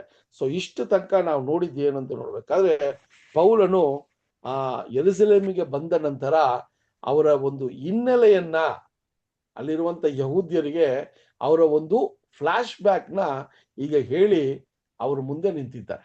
ಅದೇ ಸಾಕ್ಷಿ. ನೋಡಿ, ಇಷ್ಟೆಲ್ಲ ಹೇಳಿದ ನಂತರ ಸಹೋದರರೇ ಯೋಚನೆ ಮಾಡಿ, ದೇವರು ಪೌಲನನ್ನ ಎಷ್ಟೆಲ್ಲ ಸುವಾರ್ತೆಯ ವಿಷಯಕ್ಕೆ ಅವ್ರನ್ನ ಯೂಸ್ ಮಾಡ್ಕೊಂಡ್ರು ಅಂತ ನೀವು ಸುಮ್ಮನೆ ಒಂದು ಗಮನ ಕೊಟ್ಟಾಗ ಸಹೋದರರೇ, ಪೌಲನಿಗೆ ಏನ್ರಿ ದರ್ಶನಗಳನ್ನ ಪೌಲ್ ನೋಡಿದ್ರು ಅಲ್ವಾ. ಸೊ ಪ್ರಕಟಣೆ ಏನ್ರಿ ಪ್ರಾಫಸೀಸ್ನ ನೋಡಿದ್ರು. ಅದು ಮಾತ್ರವಲ್ಲ, ಅವರು ಅನ್ಯ ಭಾಷೆಯಲ್ಲಿ ಮಾತನಾಡುವ ವಿಷಯವಾಗಿ ಅವ್ರನ್ನ ಯೂಸ್ ಮಾಡಿಕೊಂಡ್ರು. ಸೊ ಈ ರೀತಿ ಹೆಚ್ಚಾಗಿ ಬೇರೆ ಯಾರೇ ಶಿಷ್ಯಂದರನ್ನು ಅಪೋಸ್ಟಲರನ್ನು ದೇವರು ಯೂಸ್ ಮಾಡಿಲ್ಲ ಅನ್ನೋದನ್ನ ಕೂಡ ನಮಗೆ ಸತ್ಯವೇದದ ಮಾಹಿತಿಯಲ್ಲಿ ನೋಡುವಾಗ ಅದರ ಒಂದು ನಮಗೆ ಸಾಕ್ಷಿ ಇಲ್ಲ ಅಂತ ಕೂಡ ನಾವು ನೋಡ್ತೀವಿ. ಸರಿ, ಸೊ ಹಂಗಿರುವಾಗ ಈಗ ನಾವೇನ್ ನೋಡ್ತೀವಿ ಅಂದ್ರೆ, ಸಾಕ್ಷಿಯನ್ನ ಮುಗಿಸ್ತಾರೆ ಯಹೂದ್ಯರು. ಈಗ ಕೇಳ್ತಾ ಇದ್ದಾರೆ, ಅಲ್ಲಿ ಆ ಒಂದು ನಾಯಕ ಅಲ್ವಾ, ರೋಮಾಪುರಿಯ ಆಳ್ವಿಕೆಯನ್ನ ಮಾಡ್ತಾ ಇದ್ದ ನಾಯಕ, ಅವ್ರಿಗೆ ಮಾತಾಡೋಕೆ ಅವಕಾಶವನ್ನ ಮಾಡಿಕೊಟ್ರು. ಆ ಜನ ಸಮೂಹದ ಮುಂದೆ ಹೆಬ್ರೇ ಭಾಷೆಯಲ್ಲಿ ಮಾತಾಡ್ತಾ ಇದ್ದಾರೆ. ಈಗ ಮಾತಾಡಿ ಅವರ ಒಂದು ಸಾಕ್ಷಿಯನ್ನ ಕೊಡ್ತಾ ಇದ್ದಾರೆ. ಏನಕ್ಕೆ? ನಾನು ಯಹೂದ್ಯನಾಗಿದ್ದು ಕೂಡ ಸ್ವಾಮಿಯನ್ನ ಸ್ವೀಕಾರ ಮಾಡ್ಕೊಂಡೆ ಅನ್ನುವ ಸಾಕ್ಷಿಯನ್ನ ಹೇಳಿದ್ದಾರೆ. ಸೊ ಆಗ ಆ ಜನರ ಮನಸ್ಥಿತಿ ಯಾವ ರೀತಿ ಇತ್ತು ಅಂತ ಕೂಡ ಈ ಬರುವಂತ ಒಂದು ವಚನಗಳಲ್ಲಿ ನಾವು ನೋಡಬಹುದು ಸಹೋದರ. ಆ ಕೇಳಿದಂತ ಯಹೂದ್ಯರು ಅವರ ಮನಸ್ಥಿತಿ ಯಾವ ರೀತಿ ಇತ್ತು ಅಂದ್ರೆ, 22ನೇ ಅಧ್ಯಾಯ 22 ಮತ್ತು 23 ವಚನಗಳನ್ನ ಓದೋಣ. ಅಪೊಸ್ತಲರ ಕಾರ್ಯಗಳು 22ನೇ ಅಧ್ಯಾಯ 22 ಮತ್ತೆ 23 ವಚನಗಳು. ಈ ಮಾತಿನ ತನಕ ಅವರು ಕೇಳುತ್ತಿದ್ದರು. ಆಮೇಲೆ ಇಂಥವನನ್ನು ಭೂಮಿಯಿಂದ ತೆಗೆದು ಹಾಕಿಬಿಡು, ಇವನು ಬದುಕುವುದು ಯುಕ್ತವಲ್ಲವೆಂದು ಕೂಗಿ ಹೇಳಿದರು. ಅವರು ಕೂಗುತ್ತಾ ತಮ್ಮ ವಸ್ತ್ರಗಳನ್ನು ಕಿತ್ತು ಹಾಕುತ್ತಾ ಧೂಳನ್ನು ತೂರುತ್ತಾ ಇರಲಾಗಿ. ಓದ್ಬೇಕಾ ಬ್ರದರ್? ಓಕೆ. ಸೊ ಅಲ್ಲಿ ನಾವು ನೋಡಿದಾಗ, ಈಗ ನೋಡ್ರಿ, ಪೌಲನು ಒಂದು ಒಳ್ಳೆ ಯಹೂದ್ಯನಾಗಿ, ಒಂದು ಒಳ್ಳೆಯ ಪರಿಸಾಯರಾಗಿ, ಧರ್ಮಶಾಸ್ತ್ರದಲ್ಲಿ ಪ್ರವೀಣರಾಗಿದ್ದ ವ್ಯಕ್ತಿ ಸಾಕ್ಷಿಯನ್ನ ಕೊಡ್ತಾ ಇದ್ದಾರೆ. ಆದ್ರೆ ಆ ಸಾಕ್ಷಿಯನ್ನ ಕೇಳಿರುವ ಯಹೂದ್ಯರು ಯಾವ ರೀತಿಯ ಒಂದು ಮನಸ್ಥಿತಿಯಲ್ಲಿ ಇದ್ರು ಅಂತ ನೋಡ್ಬೇಕಾದ್ರೆ, ಅಲ್ಲಿ ನಾವು ಒಟ್ಟಾರೆ ಎಲ್ಲಾ ಯಹೂದ್ಯರು ಆ ತರ ಇರ್ಲಿಲ್ಲ. ಆದರೆ ಆ ಒಂದು ಮಹಾ ಸಮೂಹವನ್ನ ಏರ್ಪಾಡು ಮಾಡಿರುವಂತ ನಾಯಕರುಗಳು, ಯಹೂದ್ಯ ನಾಯಕರುಗಳು ಈ ಒಂದು ಗೊಂದಲವನ್ನ ಉಂಟು ಮಾಡಿದ್ರು ಅಂತ ನಮ್ಗೆ ಗೊತ್ತಿದೆ ಅಲ್ವಾ.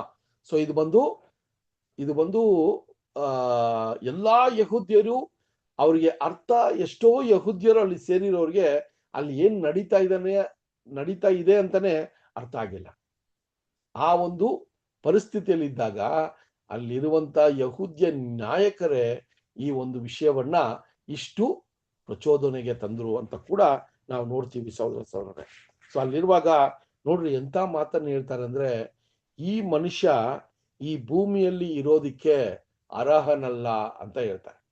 ನೋಡ್ರಿ, ಪೌಲನ ಒಂದು ಸಾಕ್ಷಿ ಒಂದು ಒಳ್ಳೆಯ ಯಹೂದ್ಯನಿಗೆ ಒಂದು ಒಳ್ಳೆಯ ಪರಿವರ್ತನೆ ಆಗೋದಿಕ್ಕೆ ಒಂದು ಅವಕಾಶ ಇತ್ತು. ಯಾಕಂದ್ರೆ ಸ್ವಾಮಿ ಬಂದು ಸಾಕ್ಷಿಯಾಗಿ, ದೇವರ ಮಗನಾಗಿ ಅವರಿಗೆ ಸಾಕ್ಷಿಯನ್ನ ಹೇಳಿ, ಅವರಿಗೆ ಅನೇಕ ರೀತಿಯ ಅರಿವನ್ನ ಕೊಟ್ಟು, ಅವ್ರನ್ನ ದೇವರ ಮಕ್ಕಳಾಗಿ ಅವ್ರನ್ನ ಸ್ವೀಕಾರ ಮಾಡಿಸ್ಕೊಳ್ಳೋದಕ್ಕೆ ಪ್ರಯತ್ನಗಳ ಮಾಡಿದಾಗ ಕೂಡ ಅವರ ಮನಸ್ಥಿತಿ ಅದೇ ರೀತಿಯಲ್ಲಿತ್ತು. ಅದಾದ ನಂತರ ಸ್ವಾಮಿಯನ್ನ ಹಿಂಬಾಲಿಸುವ ಪೌಲನು ಈಗ ಆ ಮನಸ್ಸಿನ ಪರಿವರ್ತನೆಯನ್ನ ಹೊಂದಿರುವ ವ್ಯಕ್ತಿ ಈಗ ಸಾಕ್ಷಿಯನ್ನ ಕೊಡುವಾಗ ಕೂಡ ಅವರ ಮೈಂಡ್ ಹೆಂಗಿದೆ? ಅದೇ ವಿಕ್ರೋಪದ ಮನಸ್ಥಿತಿ. ನಾವು ಬಿಟ್ರೆ ಬೇರೆ ಯಾರೂ ಈ ಈ ಒಂದು ದೇವರ ವಿಷಯದಲ್ಲಿ ಏನ್ರಿ ಸರಿಯಾದವರಲ್ಲ. ನಾವು ಮಾತ್ರನೇ ದೇವರು ಆರಿಸ್ಕೊಂಡಿರುವ ಜನ, ಯಹೂದ್ಯರು ಮಾತ್ರನೇ ದೇವರು ಆರಿಸ್ಕೊಂಡಿರೋ ಜನ. ಈ ಒಂದು ಯೇಸು ಸ್ವಾಮಿ ಅನ್ನುವ ಮೆಸಯ ಯಾರಂತಾನೆ ನಮಗ್ ಗೊತ್ತಿಲ್ಲ. ಇದು ಸುಳ್ಳು ಬೋಧನೆಗಳು ನಮ್ಮ ಮಧ್ಯದಲ್ಲಿ ಬರ್ತಾ ಇದೆ ಅಂತ ಯಹೂದ್ಯರು ಈ ರೀತಿ ಕಾಪಾಡೋದಿಕ್ಕೆ ಅಲ್ಲಿ ಜನರನ್ನ ಕಾಪಾಡ್ತೀವಿ ಅಂತ ಹೇಳಿ ತಪ್ಪಾದ ಮಾರ್ಗದಲ್ಲಿ ಕರ್ಕೊಂಡು ಹೋಗಿದ್ದನ್ನ ಇಲ್ಲಿ ನೋಡ್ತೀವಿ ಸಹೋದರರೇ. ಸೊ ಅಲ್ಲಿ ನಾವು ಈ ವಿಚಾರಗಳನ್ನ ನೋಡುವಾಗ ನಮಗೆ ಏನು ವಿಚಾರಗಳು ನಮ್ಮ ಮನಸ್ಸಿಗೆ ಬರ್ತದೆ ಅಂತ ನೋಡ್ಬೇಕಾದ್ರೆ ಹೋಲಿಕೆ ಮಾಡ್ಕೊಂಡೇ ಬರ್ಬೋದು. ನಾವು ನೋಡಿದ್ವಿ, ಒಂದು ಹೋಲಿಕೆ ನೋಡಿದಾಗ ಏನ್ರಿ, ಸ್ವಾಮಿ ಯಾವ ರೀತಿ ದೀಕ್ಷಾಸ್ಥಾನ ಆದ ನಂತರ ಅರಣ್ಯಕ್ಕೆ ಹೋದ್ರು, ಅದೇ ರೀತಿ ಪೌಲನು ಕೂಡ ಆ ಅರಣ್ಯದ ಅನುಭವವನ್ನ ಅವರ ಜೀವನದಲ್ಲಿ ಅವರು ಎಲ್ಲಿದ್ರೋ ಅಲ್ಲಿ ಅವರು ಮಾಡಿದ್ರು ಅಂತ ಕೂಡ ನೋಡ್ತೀವಿ. ಈ ಒಂದು ವಿಷಯದಲ್ಲಿ ನೋಡುವಾಗ ಅಲ್ಲಿರುವಂತ ಯಹೂದ್ಯರ ಕೂಗಾಟ ಏನಿತ್ತು ಅಂದ್ರೆ, ಈತನು ಈ ಭೂಮಿಯಲ್ಲಿ ಬದುಕೋದಿಕ್ಕೆ ಏನ್ರಿ ಅರ್ಹನಲ್ಲ ಅಂತ ಹೇಳಿ ಅವನು ಏನ್ ಮಾಡ್ತಾರೆ ಅಂದ್ರೆ, ಅವರ ಬಟ್ಟೆಗಳನ್ನ ಕಿತ್ಕೊಂಡು ಏನ್ರಿ ಆ ಬಟ್ಟೆಗಳನ್ನ ಇದು ಮಾಡ್ಕೊಂಡು ಅದನ್ನ ಕಿತ್ಕೊಂಡು ಅವ್ರು ಹೇಳ್ತಾರೆ, ಅವನ ಮೇಲೆ ಏನ್ರಿ ತುಂಬಾ ವಿಕ್ರೋಪವಾದ ಒಂದು ವಿಚಾರಗಳನ್ನ ಹೇಳ್ತಾರೆ. ಮಣ್ಣನ್ನ ತೆಗೆದು ಆತನ ಮೇಲೆ ಹಾಕುವಂತ ವಿಷಯ, ಇದೆಲ್ಲ ಕೂಡ ಆತನಿಗೆ ಶಾಪ ಕೊಡುವ ರೀತಿಯಲ್ಲಿ ಅಲ್ಲಿ ಯಹೂದ್ಯರು ಅಲ್ಲಿ ವರ್ತನೆ ಮಾಡಿದ್ರು ಅಂತ ಕೂಡ ನಾವು ನೋಡಬಹುದು ಸಹೋದರ. ಇದನ್ನ ಕೂಡ ಹೋಲಿಕೆ ಮಾಡಿಕೊಂಡಾಗ ಸ್ವಾಮಿಯನ್ನ ಪಿಲಾತನು ಜನರ ಮುಂದೆ ನಿಲ್ಲಿಸಿದಾಗ ಆ ನಾಯಕರುಗಳು ಅಲ್ಲಿರುವಂತ ಯಹೂದ್ಯರನ್ನ ಪ್ರಚೋದಿಸಿ ಅಲ್ಲಿ ಬರಬಾಸನನ್ನ ಬಿಡುಗಡೆ ಮಾಡ್ರಿ, ಈತನನ್ನ ಕೊಲ್ಲಿರಿ ಅಂತ ಯಾವ ರೀತಿಯಲ್ಲಿ ಆ ಸೈತಾನನ ಒಂದು ಆತ್ಮವು ಅವ್ರನ್ನ ಪ್ರೇರಣೆ ಮಾಡ್ತೋ ಅದೇ ರೀತಿ ಇಲ್ಲೂ ಕೂಡ ಪೌಲನ ಜೀವಿತದಲ್ಲಿ ಅದು ಅದೇ ರೀತಿಯಲ್ಲಿ ಇಲ್ಲಿ ನಡೀತು ಅಂತ ಕೂಡ ನಾವು ನೋಡುವಂತರಾಗಿದ್ದೀವಿ ಸಹೋದರರೇ. ಸೊ ಈ ವಿಚಾರಗಳನ್ನ ನೋಡುವಾಗ ಈಗ ಏನಾಗ್ತಾ ಇದೆ ಅಂದ್ರೆ, ಈ ಒಂದು ಮಾತಾಡೋದಿಕ್ಕೆ ಆ ಒಂದು ವ್ಯಕ್ತಿ ಅವನಿಗೆ ಪರ್ಮಿಷನ್ ಕೊಟ್ರಲ್ಲ, ರೋಮಾಪುರಿಯ ಒಂದು ನಾಯಕ ಪೌಲ್ ಮಾತಾಡೋಕೆ ಪರ್ಮಿಷನ್ ಕೊಟ್ರಲ್ಲ, ಈಗ ಆತನಿಗೆ ಏನ್ ನಡೀತಾ ಇದೆ ಅಂತಾನೆ ಗೊತ್ತಿಲ್ಲ, ಏನು ಮಾತುಕತೆ ಆಗ್ತಾ ಇದೆ ಅಂತಾನೂ ಗೊತ್ತಿಲ್ಲ. ಯಾಕಂದ್ರೆ ಆತನಿಗೆ ಹೆಬ್ರೇ ಭಾಷೆಯ ಸ್ಪಷ್ಟತೆ ಇರಲಿಲ್ಲ. ಸೊ ಅದರಿಂದ ಈಗ ಪೌಲನು ಇಷ್ಟು ತನಕ ಮಾತನಾಡಿರುವ ಸಾಕ್ಷಿಗಳೆಲ್ಲ ಹೆಬ್ರೇ ಭಾಷೆಯಲ್ಲಿ ಇದ್ದಿರೋದ್ರಿಂದ ಈ ರೋಮಾಪುರಿಯ ಅರಸನಿಗೆ ಆ ವಿಚಾರಗಳು ಅವ್ರಿಗೆ ಅರ್ಥನೇ ಆಗಿಲ್ಲ. ಸೊ ಇಷ್ಟೆಲ್ಲ ಮಾತಾಡಿದ್ರು ಕೂಡ ಜನ ಯಾಕೆ ಇಷ್ಟು ವಿಕ್ರೋಪವಾಗಿ ಆಕ್ರೋಶಗೊಂಡಿದ್ದಾರೆ ಅಂತ ಹೇಳಿ ಅವ್ರು ಹೇಳ್ತಾರೆ, ಇದು ಇನ್ನ ಬಿಟ್ರೆ ಇನ್ನೂ ದೊಡ್ಡ ಸಮಸ್ಯೆ ಆಗತ್ತೆ, ಈತನನ್ನ ಇಮ್ಮಿಡಿಯೇಟ್ ಆಗಿ ಬಂಧಿಸಿ ಈತನನ್ನ ಎನ್ಕ್ವೈರಿ ಮಾಡೋಣ ಅಂತ ಒಂದು ಸಲಹೆಯನ್ನ ಕೊಡ್ತಾರೆ. ಅದನ್ನೇ ನೀವು 22ನೇ ಅಧ್ಯಾಯ 24ನೇ ವಚನದಲ್ಲಿ ಇದನ್ನ ನೋಡ್ಬೋದು. 22ನೇ ಅಧ್ಯಾಯ 24ನೇ ವಚನ. ಯಾವ ಕಾರಣದಿಂದ ಹೀಗೆ ಅವನಿಗೆ ವಿರುದ್ಧವಾಗಿ ಕೂಗಾಡುತ್ತಾರೆಂಬುದನ್ನು ರಾಷ್ಟ್ರಾಧಿಪತಿಯು ತಿಳುಕೊಳ್ಳುವುದಕ್ಕಾಗಿ ಅವನನ್ನು ಕೋಟೆ ಒಳಗೆ ತಂದು ಕೊರಡೆಗಳಿಂದ ಹೊಡೆದು ವಿಚಾರಿಸಬೇಕೆಂದು ಆಜ್ಞಾಪಿಸಿದನು. ನೋಡಿದ್ರ ಸಹೋದರರೇ, ಸೊ ಈ ಒಂದು ಷಷ್ಠಾಧಿಪತಿಗೆ ಏನ್ ಕನ್ಫ್ಯೂಷನ್ ಅಂದ್ರೆ, ಇಷ್ಟು ವಿಷಯಗಳನ್ನ ಈ ತರ ಮಾತಾಡ್ದ ಅವರು ಕನ್ವಿನ್ಸ್ ಆಗಿರ್ಬೇಕು, ಅವರು ಇವನ್ನ ಬಿಟ್ಬಿಡಿ ಅಂತ ಹೇಳಿ ಹೋಗ್ಬಿಟ್ಟಿರ್ಬೋದು. ಆದ್ರೆ ಯಾಕೆ ಮತ್ತೆ ಅವ್ರು ಇಷ್ಟು ಆಕ್ರೋಶ ಕೊಡ್ತಾ ಇದ್ದಾರೆ ಅನ್ನುವ ಒಂದು ಡೌಟ್ ಆತನಿಗಿತ್ತು. ಅದರಿಂದ ಇದು ಈತನು ಏನೋ ದೊಡ್ಡ ತಪ್ಪನ್ನ ಮಾಡಿದಾನೆ, ಅದರಿಂದಾನೇ ಈ ಯಹೂದ್ಯರು ಇವ್ರ ಮೇಲೆ ಇಷ್ಟು ಆಕ್ರೋಶವಾಗಿದ್ದಾರೆ ಅಂತ ಅವನಿಗೆ ಡೌಟ್.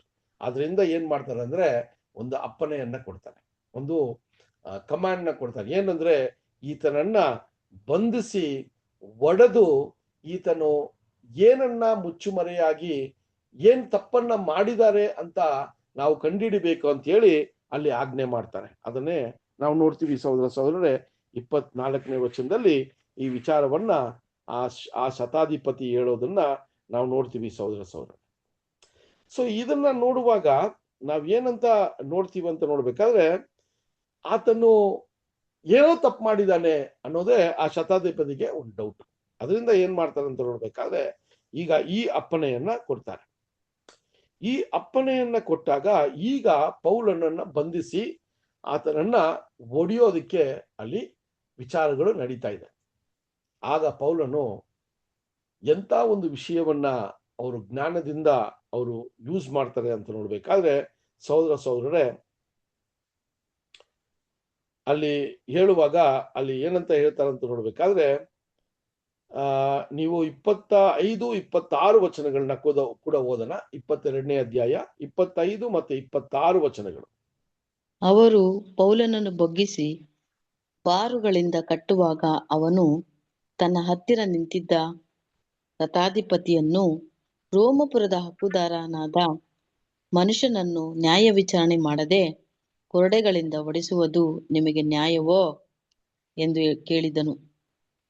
ನೋಡ್ರ ಸಹೋದರ ಎಂತ ಒಂದು ಜ್ಞಾನವಾದ ಒಂದು ವಿಷಯವನ್ನ ಹೇಳ್ತಾರೆ ನೋಡ್ರಿ. ಇಲ್ಲಿ ಅವನ್ನ ಒಡೆಯೋದಿಕ್ಕೆ, ಆ ಚಾಟಿಯಲ್ಲಿ ಒಡೆಯೋದಿಕ್ಕೆ ಒಂದು ಮರಗಂಬದಲ್ಲಿ ಆತನನ್ನ ಕಟ್ಟುಬಿಟ್ಟು ಆ ಒಂದು ಒಡೆಯೋ ಒಂದು ಪ್ರಾಕ್ಟೀಸ್ ಅವರಲ್ಲಿ ಇತ್ತು ಅಲ್ವಾ. ಸೊ ನಾವು ಏನ್ರಿ ಸ್ವಾಮಿಯ ಒಂದಷ್ಟು ಪಿಕ್ಚರ್ಗಳನ್ನ ನೋಡ್ಬೇಕಾದ್ರೆ ಇದೆಲ್ಲ ನಾವು ನೋಡಿರ್ತೀವಿ. ರೋಮಾಪುರಿಯ ಅರಸರು ಯಾವ ರೀತಿ ಹಿಂಸೆ ಕೊಡುವಂತ ವಿಚಾರಗಳು, ಯಾವ ರೀತಿ ಅವ್ರನ್ನ ಒಡೆಯುವಂತ ವಿಚಾರಗಳು, ಇದೆಲ್ಲ ನಾವು ನೋಡಿರ್ತೀವಿ. ಸೊ ಅದನ್ನ ನಾವು ಜ್ಞಾಪಕಕ್ಕೆ ತಂದಾಗ ಇಲ್ಲೂ ಕೂಡ ಏನ್ ನಡೀತಾ ಇದೆ ಅಂದ್ರೆ, ಈಗ ಆತನ ಬಂಧಿಸ್ಬಿಟ್ಟು ಆತನನ್ನ ಒಡೆಯೋದಕ್ಕೆ ಕೈಗಳನ್ನ ಕಟ್ಬಿಟ್ಟು ಆ ಕಂಬಕ್ಕೆ ಕಟ್ಟುವಾಗ ಅಲ್ಲಿ ಆ ಶತಾಧಿಪತಿಗೆ ಕೆಳಗಿರುವಂತ ರ್ಯಾಂಕ್ ಅಲ್ಲಿ ಒಬ್ಬ ಇರ್ತಾನಲ್ಲ, ಅವನು ಇದನ್ನೆಲ್ಲ ನೋಡ್ತಾ ಇದ್ದಾನೆ. ಯಾಕಂದ್ರೆ ಶತಾಧಿಪತಿ ಆಜ್ಞೆ ಕೊಟ್ರು ಅಷ್ಟೇ. ಅವನ ಕೆಳಗಿರುವಂತ ಇನ್ನೊಬ್ಬ ಶತಾಧಿಪತಿ ಈ ಕೆಲಸಗಳನ್ನ ಮಾಡ್ತಾ ಇದ್ದಾರೆ.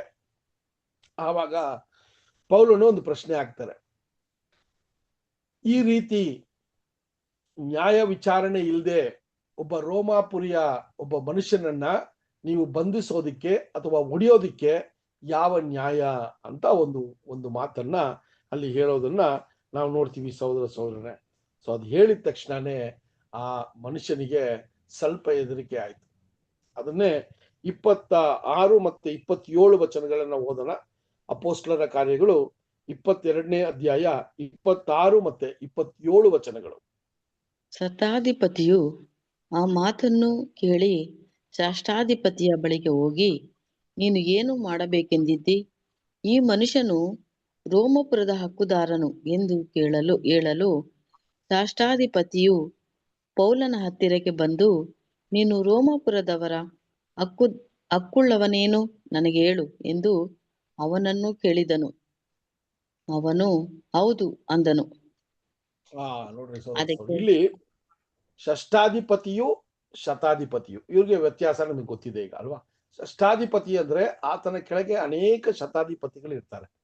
ಸೊ ಷಷ್ಠಾಧಿಪತಿ ಅಂದ್ರೆ ಇಂಗ್ಲಿಷ್ ಅಲ್ಲಿ ಕೊಡ್ತಾರೆ, ಏನಂತ ಕೊಡ್ತಾರೆ ಅಂತ ನೋಡ್ಬೇಕಾದ್ರೆ ಚೀಫ್ ಕ್ಯಾಪ್ಟನ್ ಅಂತ ಕೊಡ್ತಾರೆ. ಅವರು ಎಲ್ಲಾ ಶತಾಧಿಪತಿಗಳಿಗೂ ಚೀಫ್ ಆಗಿ ಅಲ್ವಾ ಇರೋರು. ಆ ರೀತಿ ಆ ಶತಾಧಿಪತಿ ಒಬ್ಬನಿಗೆ ಈ ಆಜ್ಞೆಯನ್ನ ಕೊಡ್ತಾರೆ. ಅವನು ಬಂಧಿಸಿ ಆತನನ್ನ ಒಡೆಯಕ್ಕೆ ಹೋದಾಗ ಈ ಮಾತನ್ನ ಪೌಲ್ ಹೇಳ್ತಾರೆ. ಆವಾಗ ಆ ಶತಾಧಿಪತಿಯು ಷಷ್ಠಾಧಿಪತಿ ಹತ್ರ ಬಂದು ಹೇಳ್ತಾನೆ, ನಾವು ಮಾಡ್ತಾ ಇರೋ ಈ ವಿಷಯ ಸ್ವಲ್ಪ ಜಾಗ್ರತೆಯಿಂದ ಇರ್ಬೇಕು ನಾವು. ಯಾಕಂದ್ರೆ ಈತನು ರೋಮಾಪುರಿಯ ನಿವಾಸಿಯಾಗಿದ್ದಾನೆ ಅಂತ ಒಂದು ಮಾತನ್ನ ಹೇಳಿದಾಗ ಆ ಒಂದು ಷಷ್ಠಾಧಿಪತಿಗೆ ಸ್ವಲ್ಪ ಭಯ ಉಂಟಾಗತ್ತೆ. ಆತನು ಬಂದು ಡೈರೆಕ್ಟ್ ಆಗಿ ಪೌಲನನ್ನ ಕೇಳ್ತಾರೆ, ನೀನು ರೋಮಾಪುರಿಯ ನಿವಾಸಿಯ ಅಂತ ಕೇಳ್ತಾರೆ. ಸಿಟಿಸನ್, ನೀನು ರೋಮಾಪುರಿಗೆ ನೀನು ಸಿಟಿಸನ ಅಂತ ಕೇಳಿದಾಗ ಪೌಲು ಹೌದು ಅಂತ ಉತ್ತರ ಕೊಡ್ತಾರೆ ಸಹೋದರರೇ. ಸೊ ಇದು ತುಂಬಾ ಮುಖ್ಯವಾದ ಒಂದು ವಿಷಯ. ಯಾಕಂದ್ರೆ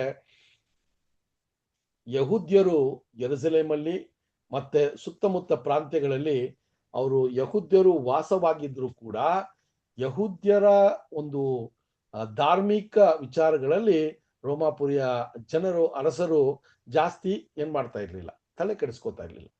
ಅವ್ರಿಗೆ ರಾಜ್ಯಭಾರವು ಬೇಕು, ಎಲ್ಲಾ ಕಡೆ ಶಾಂತಿಯುತವಾಗಿ ಇರಬೇಕು. ಸೊ ಅವರು ಏನು ಧರ್ಮದ ವಿಚಾರಗಳನ್ನ ಮಾಡ್ತಾರೋ ಯಹೂದ್ಯರು ಅವ್ರು ಮಾಡ್ಕೊಂಡು ಹೋಗೋದಿಕ್ಕೆ ಬಿಟ್ಟಿದ್ರು. ಆದ್ರೆ ತುಂಬಾ ದೊಡ್ಡದಾದ ನಿರ್ಧಾರಗಳನ್ನ ತಗೋಬೇಕಾದ್ರೆ ಅವರ ಒಂದು ಅನುಮತಿ ಇಲ್ಲದೆ ಇವರು ತಗೊಳಕ್ಕಾಗಲ್ಲ ಯಹೂದ್ಯರು. ಅದನ್ನೇ ನಾವು ನೋಡಿದ್ವಿ. ಅದಕ್ಕೆ ಸ್ವಾಮಿಯನ್ನ ಶಿಲುಬೆಗೆ ಹಾಕುವಾಗ್ಲೂ ಕೂಡ ತುಂಬಾ ಏನ್ರಿ ಅವರು ಸ್ವಾಮಿಯನ್ನ ಅಷ್ಟು ಈಸಿಯಾಗಿ ಕೊಲ್ಲೋದಿಕ್ಕೆ ಸಾಧ್ಯವಾಗಿಲ್ಲ. ರೋಮಾಪುರಿಯ ಒಂದು ಕಾನೂನು ಅವ್ರನ್ನ ಆ ರೀತಿ ನಿರ್ಧಾರಗಳನ್ನ ತಗೊಳಕ್ಕೆ ಅಲ್ಲಿ ಅವ್ರಿಗೆ ಅನುಮತಿ ಮಾಡಿರ್ಲಿಲ್ಲ. ಅದೇ ರೀತಿ ಇಲ್ಲೂ ಕೂಡ ಪೌಲನನ್ನ ಈಗ ಹೊಡಿಬೇಕು ಅಂತ ಹೇಳಾಗ ರೋಮಾಪುರಿಯ ನಿವಾಸಿಗಳಿಗೆ ತುಂಬಾ ಸ್ಪೆಷಲ್ ಟ್ರೀಟ್ಮೆಂಟ್ ಇತ್ತು ರೋಮಾಪುರಿಯ ಅರಸರ ವಿಷಯದಲ್ಲಿ ಅಲ್ವಾ. ಈ ಯೆರೂಸಲೇಮಲ್ಲಿ ಹೆಚ್ಚಾಗಿ ಯಹೂದ್ಯರಿದ್ರು ಕೂಡ ರೋಮಾಪುರಿಯ ನಿವಾಸಿಗಳು ಕೂಡ ಇಲ್ಲಿದ್ರು. ಅದಕ್ಕೋಸ್ಕರನೇ ಆ ರೋಮಾಪುರಿಯ ಜನರು ಎಲ್ಲೆಲ್ಲ ಇದಾರೋ ಸಿಟಿಸನ್ ಆಗಿ ಅವರಿಗೆ ಸ್ಪೆಷಲ್ ಟ್ರೀಟ್ಮೆಂಟ್ ಇತ್ತು. ಯಹೂದ್ಯರ ಜೊತೆ ಇರುವಂತ ಒಂದು ವರ್ತನೆ, ಯಹೂದ್ಯರಿಗೆ ಇರುವಂತ ನಿಯಮಗಳು ಅದೆಲ್ಲ ಕೂಡ ಈ ಒಂದು ರೋಮಾಪುರಿಯ ಜನರಿಗೆ ಇರ್ಲಿಲ್ಲ. ಸ್ವಲ್ಪ ಏನಿತ್ತು, ಫೇವರಬಲ್ ಆಗಿತ್ತು. ಅದರಿಂದನೇ ಅಲ್ಲಿ ಪೌಲ್ ಹೇಳ್ತಾರೆ, ಒಂದು ರೋಮಾಪುರಿಯ ಒಂದು ನಿವಾಸಿಯನ್ನ ನ್ಯಾಯ ವಿಚಾರಣೆ ಇಲ್ಲದೆ ನೀವು ಯಾವ ರೀತಿ ಒಡೆಯೋದಿಕ್ಕೆ ನಿಮ್ಗೆ ಹಕ್ಕಿದೆ ಅಂತ ಕೇಳ್ತಾರೆ. ಸೊ ಸಹೋದರರೇ, ಇದನ್ನ ನೋಡುವಾಗ ಅಲ್ಲಿ ನಾವು ನೋಡುವಾಗ ಸಹೋದರರೇ ತುಂಬಾ ಮುಖ್ಯವಾದ ಒಂದು ಪ್ರಶ್ನೆಯನ್ನ ಹಾಕಿದಾಗ ಆ ಷಷ್ಠಾಧಿಪತಿಗೆ ಸ್ವಲ್ಪ ಭಯ ಉಂಟಾಗಿ ಅವ್ರೇನ್ ಮಾಡ್ತಾರೆ ಅಂದ್ರೆ ಬಂದು ಕೇಳ್ತಾರೆ, ನೀನು ರೋಮಾಪುರಿಯ ನಿವಾಸಿಯ ಅಥವಾ ನೀನು ರೋಮನ್ ಸಿಟಿಸನ ಅಂತ ಕೇಳ್ತಾರೆ. ಅದಕ್ಕೆ ಪೌಲನು ಹೌದು ಅಂತ ಹೇಳಿದಾಗ ಆ ಷಷ್ಠಾಧಿಪತಿ ಒಂದಷ್ಟು ವಿಚಾರಗಳನ್ನ ಹೇಳ್ತಾರೆ. ಅದನ್ನ ನಾವು 22ನೇ ಅಧ್ಯಾಯ 28 ಮತ್ತೆ 29 ವಚನಗಳನ್ನ ಓದೋಣ. ನಾನು ಬಹಳ ಹಣ ಕೊಟ್ಟು ಆ ಹಕ್ಕನ್ನು ಹೊಂದಿಕೊಂಡೇನು ಅನ್ನಲು ಪೌಲನು, ನಾನಾದರೂ ಹಕ್ಕುದಾರನಾಗಿಯೇ ಹುಟ್ಟಿದವನು ಅಂದನು. ಅವನನ್ನು ಒಡೆದು ವಿಚಾರಿಸುವುದಕ್ಕೆ ಬಂದವರು ಕೂಡಲೇ ಅವನನ್ನು ಬಿಟ್ಟರು. ಅದಲ್ಲದೆ ಅವನನ್ನು ರೋಮಾಪುರದ ಹಕ್ಕುದಾರನೆಂದು ಷಷ್ಠಾಧಿಪತಿಯು ತಿಳಿದು ಬಂದಾಗ